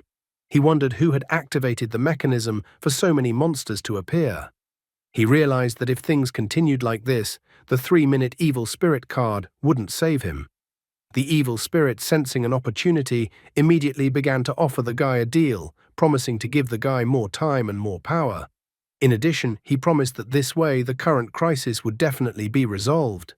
However, the guy grabbed the evil spirit, not wanting to make a deal with him, because he did not know the terms, but nothing good was definitely not waiting for him after the deal. So the guy did not let the evil spirit take advantage of his weakness, deciding to survive without the evil spirit. The evil spirit didn't insist on the deal, wanting to see how the guy could manage without his help. Ling Yushu complained that his skill seemed to have a cooldown. He tried to activate his divine sequence again and again while shouting the word luck. It turned out that luck was currently a passive skill, so it couldn't be activated. Wang Ming disappointedly remarked that random wouldn't save a noob and donate wouldn't change fate. A multitude of toys surrounded Ling Yushu and then rushed at him to attack. Wang Ming told him to dodge the attacks. Grabbing the candlestick like a baseball bat, the girl asked the toys to stay away from her. The blonde man was still trying to fend off the toys as he continued his prayers for his luck to finally work. However, at that very moment, a monster appeared in front of him. That's when the guy felt like he was finished. He remembered how, when he was little, his father used to beat his mother while he cried in the corner. The father complained, insulting his wife in every possible way, that instead of giving him money to win back his gambling, she had gone and bought a cake. The woman begged her husband to stop gambling, reminding her husband that today was their son's birthday. However, this did not stop the man, and he told the woman to give him the money immediately, or he would kill her now. The poor helpless boy kept crying, asking his father to stop beating his mother. One night, the scoundrels took advantage of his mother. Then the beaten and destroyed woman was offered 500,000 yuan in exchange for her silence. Seeing the money involved, the husband promised to kill his wife if she didn't sign the papers the scoundrels needed. He was so happy to get the money when his wife signed the settlement agreement. That's when the boy first heard about the wishing game, because his father was so happy that the wishing game was real. His father had passed the test in the wishing world by asking for 500,000 yen with his wish, and this was the vile way his wish was granted. The poor boy was in complete shock at that moment. It was at that moment that Ling Yushu promised that he would definitely put an end to the wishing world. Being under the onslaught of a large number of toys, Wang Ming wondered if the blonde man's ability would work this time. Glowing golden in color and with a newfound determination to fulfill his most important wish, the guy was confident that he would succeed this time. It's not for nothing that they say, be afraid of your wishes. I wonder if Yun Li, the pregnant girl who, like Wang Ming, also survived the ordeal at the nursing home, will make an appearance in the future. It's only the first night, and already so many players are already out of this trial, and they still need to stay in the villa for 9 days. Is there a traitor among the players? Was there really someone who activated the night parade of 100 demons? Ling Yushu successfully managed to repel the monster's attacks with his ability. Even though the monsters surrounded him from all sides, he maintained his fighting spirit. The monsters didn't hold back either and rushed to attack. At the same time, the puppets ran up to the guy from behind and grabbed his legs. Ling Yushu couldn't keep his balance and immediately fell face down on the floor. Wang Ming immediately became indignant, not understanding whose idea it was to release Boruto and that it was not interesting at all, and also lasted a short time. The monsters with happy smiles encircled the guy who was still lying on the floor. Ling Yushu immediately asked for someone to rescue him. At this moment, Wang Ming saw something. The previously fearful Zhu Yao rushed with a candlestick towards the monster that was next to the guy. She put the candlestick into the monster's mouth so that the monster couldn't bite her. The girl, with her last strength, and still in a scared and trembling voice, told the monster to stay away. She thought back to all the support Ling Yushu had given her, how he had found a restaurant that had really good food and wanted to treat her, how he found that bastard who was hurting her and beat him up again. He was worried that the girl wasn't answering his calls. The guy was worried that the girl's stepfather was hurting her again. The guy was even willing to call the police to help the girl. He was the only person helping her, so she was willing to risk her life to save his, despite being incredibly cowardly. The girl was desperately fighting for her life. Wang Ming struggled to dodge the monster's attacks. He was extremely uneasy at this moment. Looking around the third-floor room they were in, he realized more and more that it couldn't go on like this for much longer. Wang Ming also still didn't understand how to use the divine sequence. He found it strange that he suddenly needed to shout like Ling Yushu to activate the divine sequence. In the end, he gave up, telling his logic chain to work. He wanted to channel the divine sequence to enhance his strength. However, he suddenly discovered that the logic was wrong. He thought that perhaps it was simply that he was too strong, and that was why his strength was able to increase manifold. However, he still saw the inscription that the logic was wrong. The information he received made him incredibly furious, causing a vein on his forehead to throb. When the monsters got too close to him, he suddenly found a solution to his problem. He stated that because he practiced regularly, therefore his strength was extremely great. Only after this answer, everything around him glowed green, and a sign that his logic was correct showed up. Due to him answering correctly, the use of his divine sequence was approved. Suddenly, everything around him glowed with golden energy, causing the monsters around him to be thrown away from him. He immediately threw the monsters away from him, as if creating a stone wall, which he used to hit the monsters. The monsters stared suspiciously at the guy who had a golden aura emanating from him. Ling Yushu was incredibly excited, declaring that his foster father was his support. Zhu Yao was also surprised at how strong Wang Ming appeared to be. It was as if the guy had gained an ability similar to that of Liserg Dethel. He was ecstatic after realizing how his divine sequence, logic chain, worked. Looking at his fist and the golden chains around it, he noted that compared to the evil spirit card, his divine sequence was much more powerful. Still looking at his hands, he felt that he was incredibly strong right now. Easily tossing the monsters surrounding him aside, he felt his strength had indeed increased. The monsters felt no fear, so they decided to attack the guy again. Ling Yushu was worried about his new foster father, so he asked him to be more careful as the monsters once again decided to attack his foster father. However, Wang Ming thought that the monsters' attack was not that scary, because he would definitely deal with them now. He rushed forward with incredible speed, leaving a yellow trail behind him as if he was yellow lightning. At full speed, he threw the monsters into the wall. Then, walking over to the defeated monsters, he examined them. After deciding that the monsters in their room were finished, the guy thought about going to the second floor and helping the other players. After going down to the second floor, the guy noticed that the other guy with glasses wasn't having much trouble. Meng Yumian, who was standing next to the guy with glasses, had a chainsaw in her hands in general. Wang Ming immediately realized that these players also had items from the wishing world. The guy only smiled after realizing the situation. After all, while the others were holding back the other monsters, he only had to deal with the remaining 3 monsters that had pounced on him. The shouts of the players and the battles with the monsters still continued to echo throughout the villa. Soon morning came, signaling that the 100-demon night parade was over. All the survivors went down to the living room on the first floor of the villa. Courier noted fearfully that if it wasn't for the items a few players had, they would have all likely died. He sadly noted that there were 10 people left out of 24. The courier was terrified because it had only been one day and already more than half of the players were dead. Sitting on the couch, Wang Ming tiredly noted that Ling Yushu's luck was not helping. The blonde man thought with a smile that it couldn't be said that it wasn't working since he was still alive. He joyfully stated that he had finally realized what his ability was.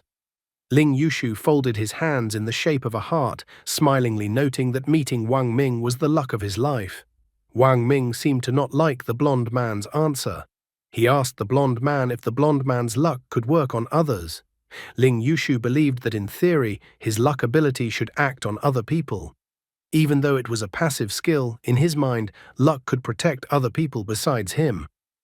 Wang Ming wondered if the ability had a cooldown or its own price for use.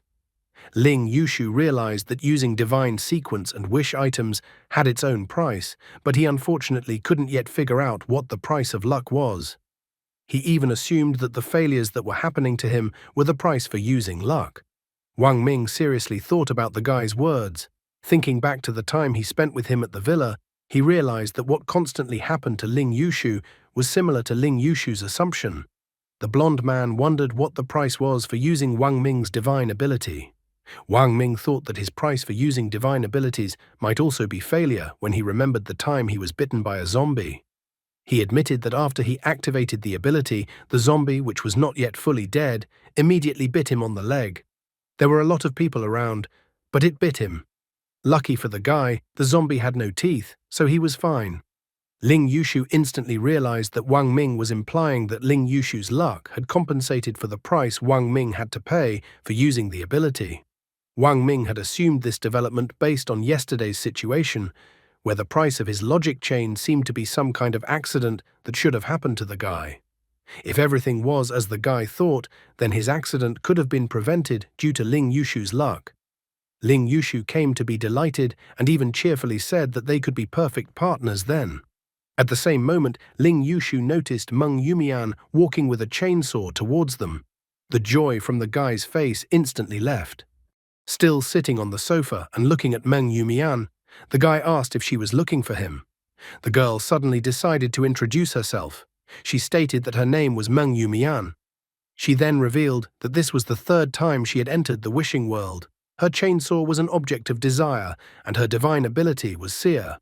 Meng Yumian even confessed that the first time she entered the wishing world, she had resurrected her dead son. However, her son had become incredibly frightening. Every day he needed to eat fresh raw meat. When Meng Yumian entered the wishing world for the 2nd time and passed the test, her wish was for her son to become a normal person again. Her wish was granted, but her son soon fell ill with leukemia. Meng Yumian wished this time to make a wish that her son's body would become completely healthy. With a frightening look, she declared that once she passed the current game, her son would be fine. The girl put her chainsaw on the floor, then knelt down and cried. Sobbing, she confessed that she had told the guy all her cards. She was well aware that she was selfish, but nevertheless she was a mother who would stop at nothing for the sake of her child. Meng Yumian stated that the guy saw for himself what happened last night. So many people had died last night, so she believed that if they didn't deal with the traitor, there was no chance that they could survive the next night. Kneeling down, she begged the guy to team up with her and kill the others, so that together they could end the nightmare they all found themselves in. Wang Ming questioned the girl if he understood correctly that her divine sequence was called seer. The girl confirmed that her divine sequence was called seer. which was why she was able to find out the key information that there was a traitor among the players. After listening to her explanation, the guy clearly pointed out that he couldn't be sure that the girl herself wasn't a traitor. Kneeling on the floor, Meng Yumian didn't understand what Guy was saying to her. Wang Ming explained to her that although she had a good reason, since a real mother would do anything for her child, but he couldn't exclude the girl from the list of suspects. After all, the real traitor, like the girl herself, wants to kill the other players. Getting up from the floor, the girl realized that the guy just couldn't trust her. Wang Ming admitted that his original intentions haven't changed, so he refuses to pass the current test by killing other players. Otherwise, he would have killed all the players long ago, as none of them were his equals. After thinking over the information she received, the girl realized what the guy was trying to convey to her. Upset, but determined to do everything in her power for her son, she left the 3 players. Looking after her, Ling Yushu decided to ask her adoptive father if the girl would start acting on her own. Wang Ming believed that the girl was incapable of taking action. Previously, she didn't dare to act alone because she was afraid that there was someone among the other players that she couldn't handle. After last night, Meng Yumian realized that the one who was chopping monsters with a cleaver was almost equal to her, and since they didn't cooperate with the girl, she wouldn't dare to act. After listening to his adoptive father, Ling Yushu wondered what they should do next. Pondering his next steps, Wang Ming suggested that if he continued to stay close to Ling Yushu, he could use Ling Yushu's divine sequence to avoid being absorbed by the evil spirit. Therefore, he pointed at the blonde man with the index finger of his right hand and stated that he should look for clues. He reminded the blonde man that he had luck. Wang Ming told the guy to walk around the villa and maybe then the guy could find the key clue. Ling Yushu was greatly surprised to hear such a mission.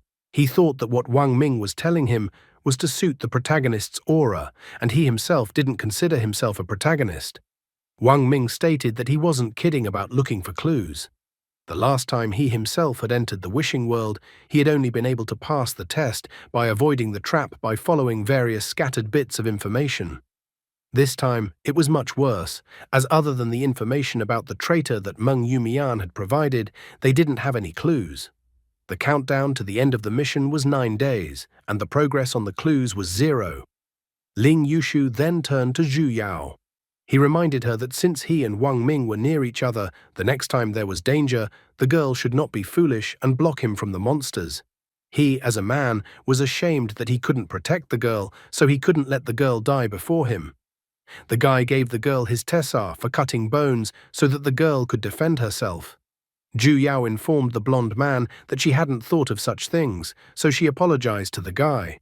Ling Yushu felt that he was the one who should be thanking the girl. He also asked her to be meaner, because then others wouldn't dare to offend her. The girl with innocent eyes agreed with the guy. He even asked the girl to yell at him, and when the girl got nervous, he told her to yell at him again. But the girl wasn't ready for that and asked for forgiveness with a trembling voice. Wang Ming was increasingly worried about one thing. The monsters that appeared last night were clearly much stronger than the ones that appeared during the day. He decided to take the encounters with Kuchisake Onna as an example. He had killed her with the power of evil spirit during the day, but last night the power of logic chain was clearly much stronger than evil spirit, but it was harder to deal with Kuchisake Onna. Based on the situation, he made the assumption that the strength of monsters increased with time or the number of appearances, which meant that at the end of this trial there was a chance that he himself wouldn't be able to stand up to the monsters. Zhu Yao immediately started apologizing, stating that she was ruining everything. Wang Ming felt that their situation was not the girl's fault. In addition, he pointed out that Ling Yushu was only slightly stronger than the girl. To the blonde man, those words felt like a blow to the head. He stated that the foster father was so perceptive. Wang Ming continued his speech about monsters. Previously, they had assumed that the monster's appearance mechanism was due to the action of speaking. If this mechanism was correct, then they did not know who was able to summon so many monsters last night. It's unknown why the traitor didn't continue to summon new monsters, if in fact the monsters were summoned by the traitor. Besides, based on this logic, the traitor could have summoned a more terrifying monster to finish off the other players. After analyzing the situation, Wang Ming concluded that the original monster summoning mechanism was no longer working. The blond man agreed with his foster father's conclusion. Wang Ming admitted that he had a way to figure out the traitor without killing other players. In addition, he guessed how he could figure out the true cause of the monsters. The blonde wondered what was the best way to figure out the traitor. Wang Ming asked the girl to step aside for now, as he wanted to talk to the guy in confidence. He also asked the girl not to overhear their conversation, and if there was any danger, he asked the girl to shout so that they could hear. The girl agreed to do what Wang Ming told her without a second thought. Ling Yushu, looking at the trailing girl, told Wang Ming that there was no need to hide anything from the girl. Zhu Yao was very kind, so he didn't believe that the girl could ever harm them. The blond man also revealed that the girl was constantly bullied at school. He noted that Wang Ming had only encountered them during the bullying once, while for the girl, the bullying had happened so many times that she couldn't even remember all the instances anymore. They poured chalk into her glass, shredded her textbooks and backpack, smeared glue on her chair and desk, and even poured dirty water on the girl. School for the girl was scarier than the wishing world. The girl's family was much scarier than school. Her stepfather was a bastard who constantly tried to harass the girl. The guy did not understand at all how the girl in such an environment was able to keep a good heart and not embitter the whole world. Wang Ming asked the blond man not to worry because he didn't want to exclude the girl from their group. The girl's temporary sidelining was just a necessary part to test his hunch. The blond man was glad that it wasn't that bad. Now Wang Ming cut to the chase, stating that last night while on duty, he had secretly called out the name of a certain monster. The blond man was scared that his foster father had done something similar. Wang Ming admitted that he just wanted to test the mechanism. If the monster had actually appeared, he would have easily dispatched the monster. However, even though he had given the monster's name, the monster still hadn't appeared. Based on his inspection, Wang Ming concluded that the real mechanism for monsters to appear was to mention the monster in the presence of a traitor or some specific person. The blond man was surprised by his foster father's boldness. However, Wang Ming also noticed one potential vulnerability in the rules of the game. When Meng Yumian told them the information about the traitor, they immediately ruled out the three of them as suspects. But it was possible that in the game, the traitor himself might not know that he was actually a traitor. Ling Yushu realized that with the method Wang Ming came up with, it was possible to truly exclude the traitor. Wang Ming ordered the blond man to call out the monster's name, and if the monster appeared, Wang Ming would finish it off with a single blow. Ling Yushu raised his right hand up and told the fallen maiden, the Queen of Spades, to appear.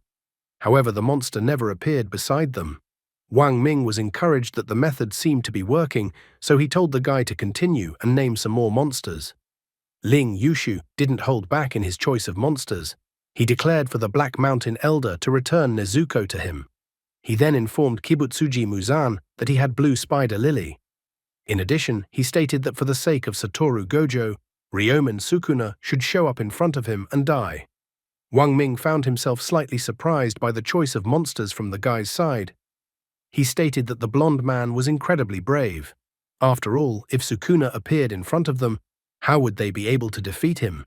The blond man even wondered if the foster father wouldn't be able to defeat Kibutsuji Muzan. However, Wang Ming exhaled as the monsters that the blond man had named had not appeared, which meant that he could rule himself and the blond man out as suspects.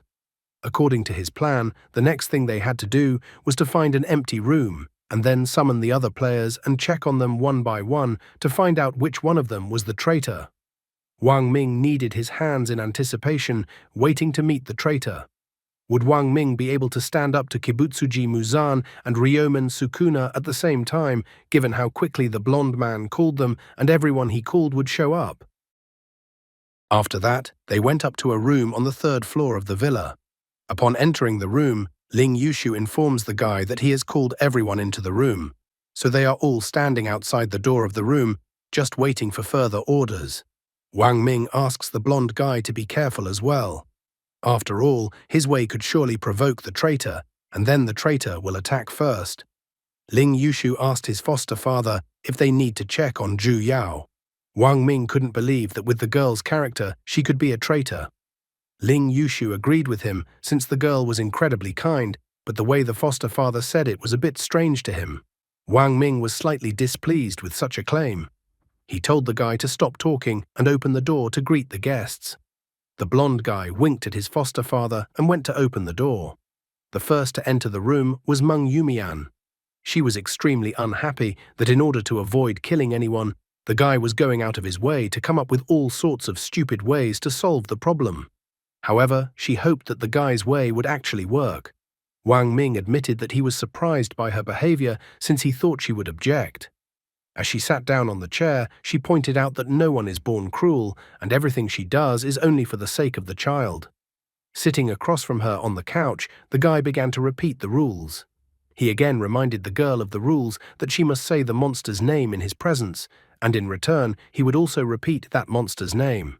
If after all these actions the monster does not appear, then it means the girl is not a traitor. In addition, he reminded that before entering the room and after she leaves the room, she is obliged not to talk about monster names with anyone. Without putting it off, they decided to start right away. After that, the girl called out the names, Sadako, Kuchisake Onna, and the others, but nothing happened. All the people lined up in front of the door of the room. Soon they heard the next person being called. After several attempts, nothing changed in the villa.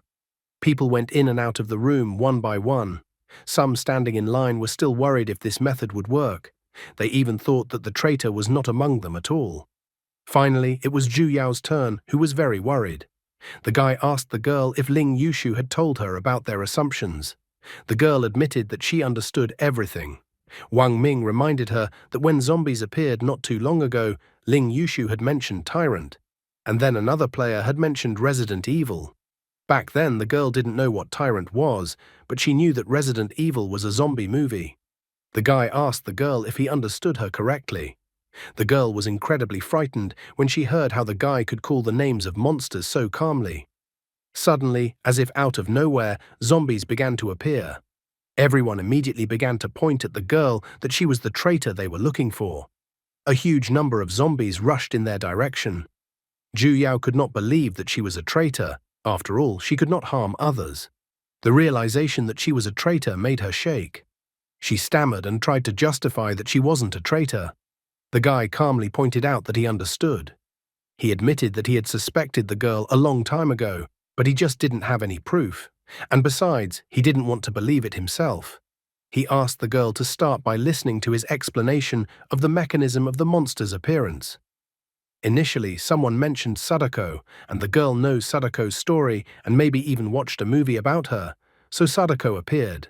Then Meng Yumian intentionally mentioned Kuchisake Onna, and it just so happened that the girl also knew about Kuchisake Onna, so she appeared. And finally Tyrant, who was mentioned by Ling Yushu. The girl didn't know what Tyrant was and only knew about zombies, so the zombies from the movie appeared. As for the 100 Demon Night Parade, the guy was on duty at night, and Ling Yushu and Zhu Yao were asleep at the time. Wang Ming, although he didn't know what the girl was dreaming about, but he had seen the girl's fear and tossing in her sleep, so the girl was sleeping rather restlessly. He even speculated that the appearance of monsters was not limited to just what the girl thought, and what the girl was dreaming about might also appear, but the girl just didn't notice it. The girl was shaking with fear. She understood what Wang Ming told her, but she just didn't know what to do in a situation like this. Zhu Yao couldn't contain her emotions anymore and started crying. She blamed herself for the deaths of others and asked for forgiveness.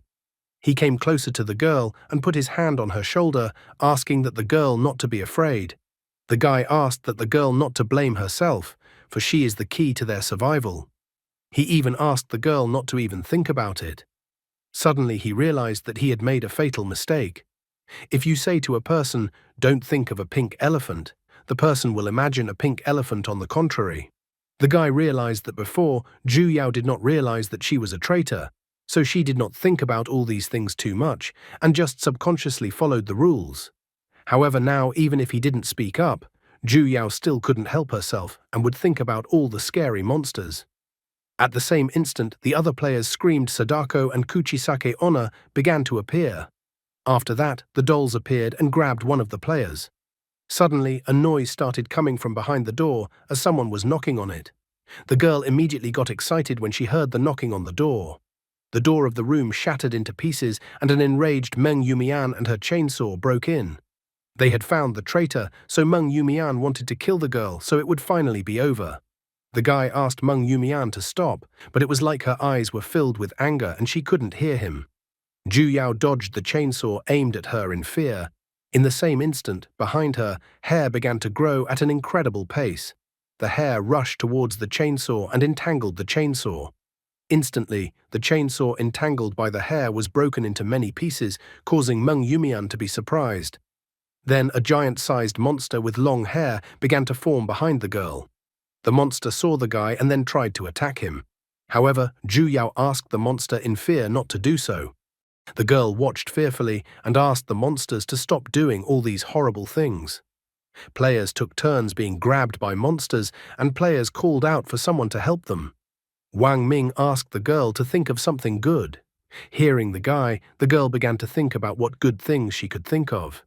Remembering all the horrible moments in her life, the girl couldn't realize if there was even one good moment in her life. Suddenly, a red portal formed behind Wang Ming and Ling Yushu, and a hand appeared behind them. Then, an incredibly hideous and at the same time disgusting monster appeared from the portal. Ling Yushu instantly realized that the girl's greatest fear had materialized in front of them. The girl's stepfather appeared in front of them. He then saw that one by one, all those who were bullying Zhu Yao began to appear in the form of monsters. The girl was grabbing her head with her hands, trying to stop all this madness. Wang Ming realized that the situation had become incredibly bad. Ling Yushu emphasized that even the jerks who had bullied the girl when their foster father met them had appeared in front of them in the form of monsters. Wang Ming quickly realized that Zhu Yao could now not only summon monsters, but also create them. It turned out that what Zhu Yao was actually most afraid of was not zombies and other imaginary monsters, but she was actually afraid of her pervert stepfather and school bullies. All those disgusting people were the root of evil. If nothing else, it would be harder for players to deal with these monsters than with Kuchisake Onna and other fictional monsters. While Wang Ming was distracted by thinking about their situation, the girl's stepfather had already gotten too close to him. The monster attacked the guy, but the guy managed to dodge at the last moment with his reflexes. Wang Ming was well aware that thoughts were impossible to control, and that even if Zhu Yao didn't want the monsters to cause harm, the ones in her subconscious were still terrifying. Since he had no way to escape, he decided that he would fight. Meanwhile, the other players in the corridor were trying to escape from the monsters. The monster grabbed Meng Yumian by the neck with his hand and lifted her above the floor, then licked her face with his long tongue. He wondered where this girl was going to run away from him. Meng Yumian gasped and told the monster to let her go. The monster tried to snap Meng Yumian's neck, causing the girl's eyes to roll back and her neck to be broken. Ling Yushu, who was being attacked by monsters from all sides, also asked for his foster father to save him and help him. Zhu Yao was squatting holding her head. She absolutely did not want the horrors that were currently happening in this cursed villa. The girl kept accusing herself of all the deadly sins, absolutely not understanding why she always became the source of all the troubles and other people suffered because of her. She did not understand what she had done wrong in her life at all, that so much misfortune had fallen on her. When she was a child, there was an accident when they were traveling. Everything around them burned. Only she and her mom managed to get out of the car. The girl kept calling for her father, who never managed to get out of the car. After that terrible accident, her mom remarried. Zhu Yao thought that things were finally getting better in their lives. However, her stepfather started harassing her all the time. He offered to help her, rubbing her shoulders. The girl tried to refuse the stepfather's tempting offer. Her room was the safest place for her, where she could hide from the perverted stepfather. However, her stepfather soon installed a video camera in her room, so even in her room she could not hide from her stepfather. Even on that ill-fated day, the stepfather still tried to sneak into the bathroom and wash Zhu Yao's back. Such actions of the stepfather led to horrifying consequences. At that moment, Ling Yushu was constantly texting the girl and wondering how she was feeling. He was worried that something had happened to the girl, as she had not answered his calls and messages for a long time. Suddenly, a strange app appeared on her phone, and someone mysterious asked her to listen to the whisper of God. The girl kept asking herself questions. Would those people feel guilt or regret for their actions? Would they blame themselves for bullying her like that and for pushing the innocent her into the abyss? She knew full well the answers to her questions, that those who bullied her would never regret anything. Years from now, those vile people would forget about all the atrocities. In the meantime, she will remember it all, and those wounds will never heal on her heart. At first, in the eyes of outsiders, she was bullied. However, over time people got used to her bullying and even began to look for the problem in her. They asked her disgusting questions. Why do you provoke them? Why don't you tell the teacher? Why don't you go to the police? Why are you still in this school? She never forgave any incident. Eventually, she just got tired, so she accepted it. But that didn't mean she forgot about all the horrible things all the abusers did to her. Ju Yao began to absorb all the evil and terrifying energy that was emanating around her. Her face changed dramatically, and then she declared that she wasn't born to be bullied by other people. A frightening aura began to emanate from the girl, and she was ready to destroy anyone who came near her. Ling Yushu was having an incredibly hard time dealing with the monster's attack. Wang Ming called out to the girl once again. The guy noticed that many of the offending monsters had moved closer to the girl. The girl's gaze was already faded, and she gave in to all the emotions that were bubbling up inside her. However, at this moment, she remembered Wang Ming. She remembered how he had once chased away the bullies who were bullying her. The guy asked the girl not to be afraid because those who bullied her were in the same stream as him, and he was supposed to graduate soon, so the girl wouldn't see the bullies again. Besides, the guy asked the girl to be brave, because only then no one would dare to offend her. Ju Yao thanked the guy, noting that this was the first time someone wanted to help her. With a smile on her face, Wang Ming asked her to call out his name if anyone tried to offend her again. Such words from the guy even made the girl's cheeks blush slightly. He also clarified that his name was Wang Ming. The girl's stepfather rushed towards the guy, while the guy pondered the fact that this test of desire wasn't something that could be passed only by brute force at all. Ling Yushu was already lying on the floor when he was kicked to the floor by the prototype bully monsters. After noticing the many monsters around him, the guy made the decision that even if he was swallowed up, he still had to use the evil spirit card. However, at this moment, the monster that was the incarnation of the girl's stepfather disappeared before his eyes. Ling Yushu and Wang Ming, with perplexed faces, were trying to figure out what had just happened in the first place. Quite quickly, they noticed that Ju Yao had found a solution to the problem and decided to get out of this disgusting game on her own terms. She confessed that the wind had once blown in her direction, and she must hold the light for the sake of the wind. With tears in her eyes, she asked the guy if she was brave now. At that moment, her body shimmered with a bright light. Wang Ming and Ling Yushu stood still with shocked faces, trying to realize what had just happened before their eyes.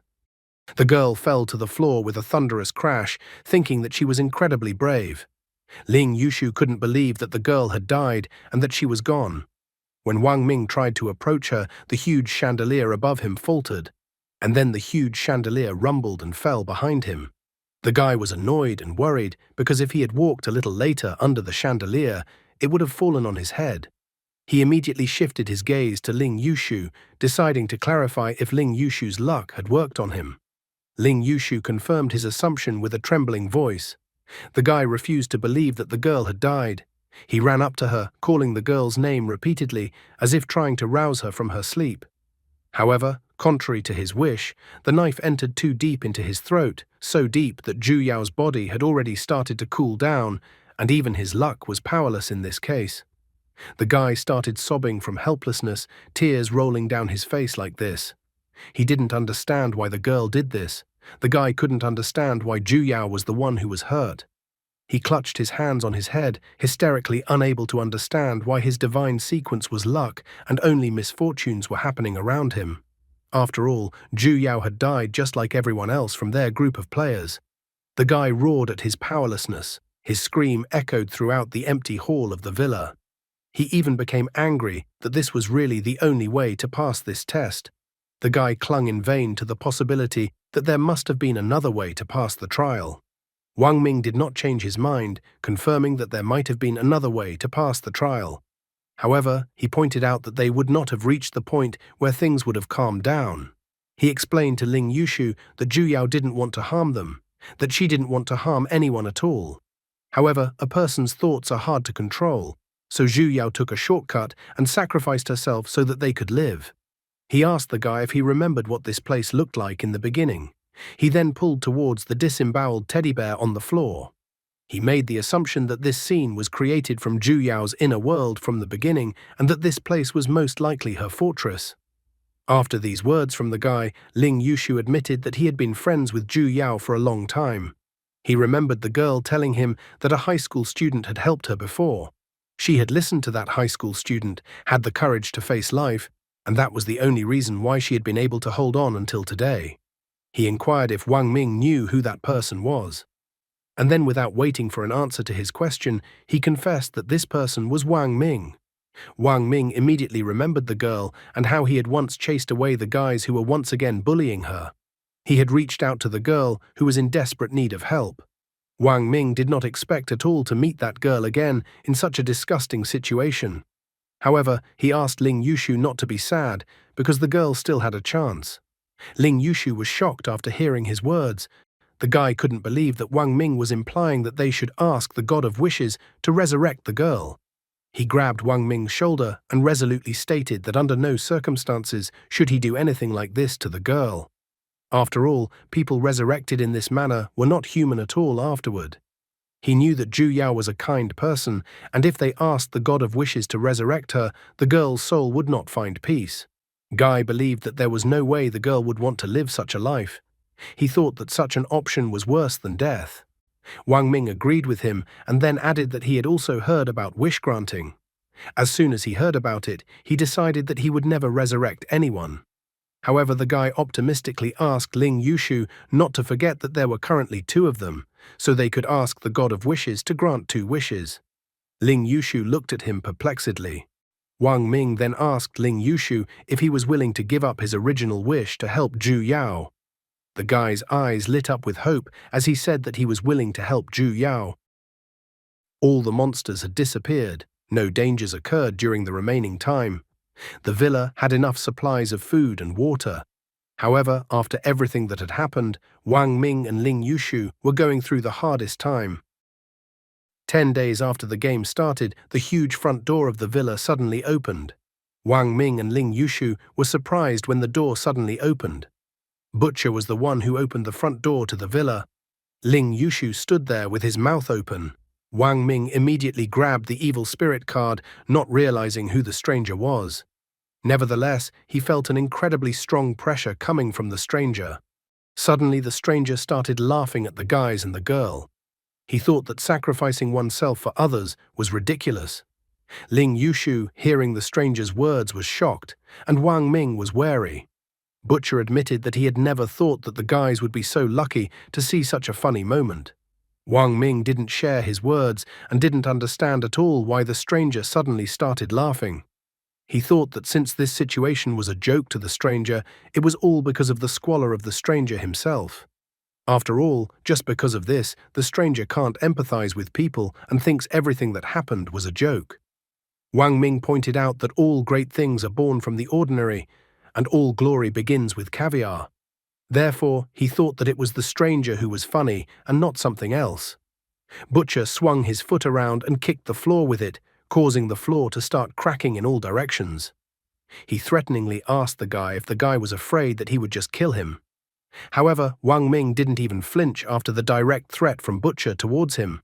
Butcher even praised the guy when he noticed that the guy had long ago realized that because of the restrictions and rules of the wishing world, he couldn't hurt them. Wang Ming realized that the stranger, just like Creepy Girl, by some rules could not harm the players. However, based on this assumption, what they experienced in the world of desire was not something isolated, which meant that there was another, watching monster behind all these events. The man suddenly laughed. He informed the guys that everyone calls him Butcher, even though he doesn't like that name. Suddenly, Butcher thrust his cleaver into the floor, calling out to the owner of the villa. In the same instant, he found the girl and began taunting the guys that the villa owner was dead because of them. After that, he congratulated the surviving guys that they would now be able to hear the whisper of a god. A piece of paper appeared in Wang Ming and Ling Yushu's hands, where they were to write down their wish. Wang Ming reminded Ling Yushu that they should not use the word resurrect this time. Ling Yushu agreed with this decision. Then one of them wrote that Zhu Yao should keep her original goodness, and the other asked that Zhu Yao should have beautiful memories. Wang Ming thought that with beautiful memories, with original kindness, in an unknown place, she would still be that Zhu Yao. Suddenly, he heard that by heeding the whisper of a god, his wish would be granted. However, at this moment, he stared at his right hand as something began to appear in his hand. A moment later, some sort of small blade materialized in his right hand. The guy assumed it was a new item of desire. He received the blade of shrieking. He heard a whisper about whether he was sure he didn't want to experience the sharpness of the blade on his own body and hear his own scream. Such a thing made his hand twitch, as if the blade had suddenly gotten heavier. In the same instant, Wang Ming dispelled the blade from his hand. The blade seemed incredibly creepy to him, as he had only grasped the blade and already horrible thoughts had appeared in his mind. Suddenly, the entire villa trembled as if it was ready to collapse. Wang Ming immediately guessed that the current game had come to an end. However, Butcher wasn't done with him yet and wanted to make fun of the guy one last time. He asked the guy whether or not the guy thought the mother and daughter got rescued from the nursing home. In the still crumbling villa, Wang Ming was annoyed by Butcher's words, trying to figure out what Butcher had done to them. The guy realized that it looked like the monster watching over the nursing home was also Butcher. Butcher was amused by the whole situation. He told the guy to go back to the wishing world to see for himself what he had done to the mother and daughter from the nursing home. Lastly, Wang Ming promised that if he had the chance, he would definitely visit them. Also, if he had the chance, he would personally finish Butcher off. After a moment, they were still in the same alley where Wang Ming had come to the wishing world from earlier. Then the cat Xiaobai, who was being looked after by Zhu Yao, approached them. Wang Ming petted the cat while Ling Yushu asked him if the cat was waiting for Zhu Yao to return.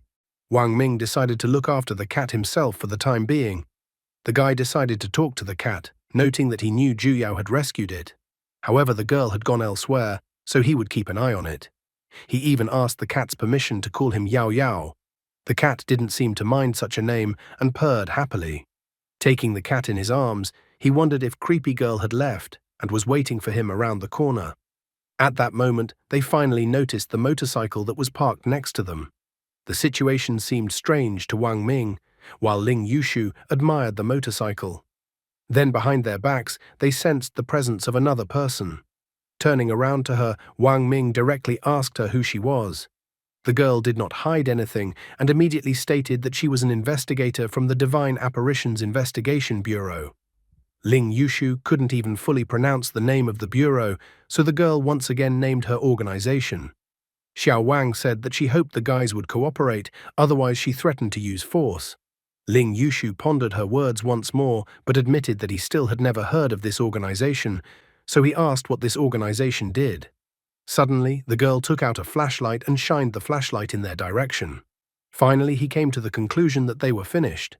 The authorities had been hiding information about Wishing World all along, so they assumed that the flashlight would definitely erase people's memories. At the same instant, Ling Yushu looked at Wang Ming. He grabbed his head with his hands and asked who the guy was.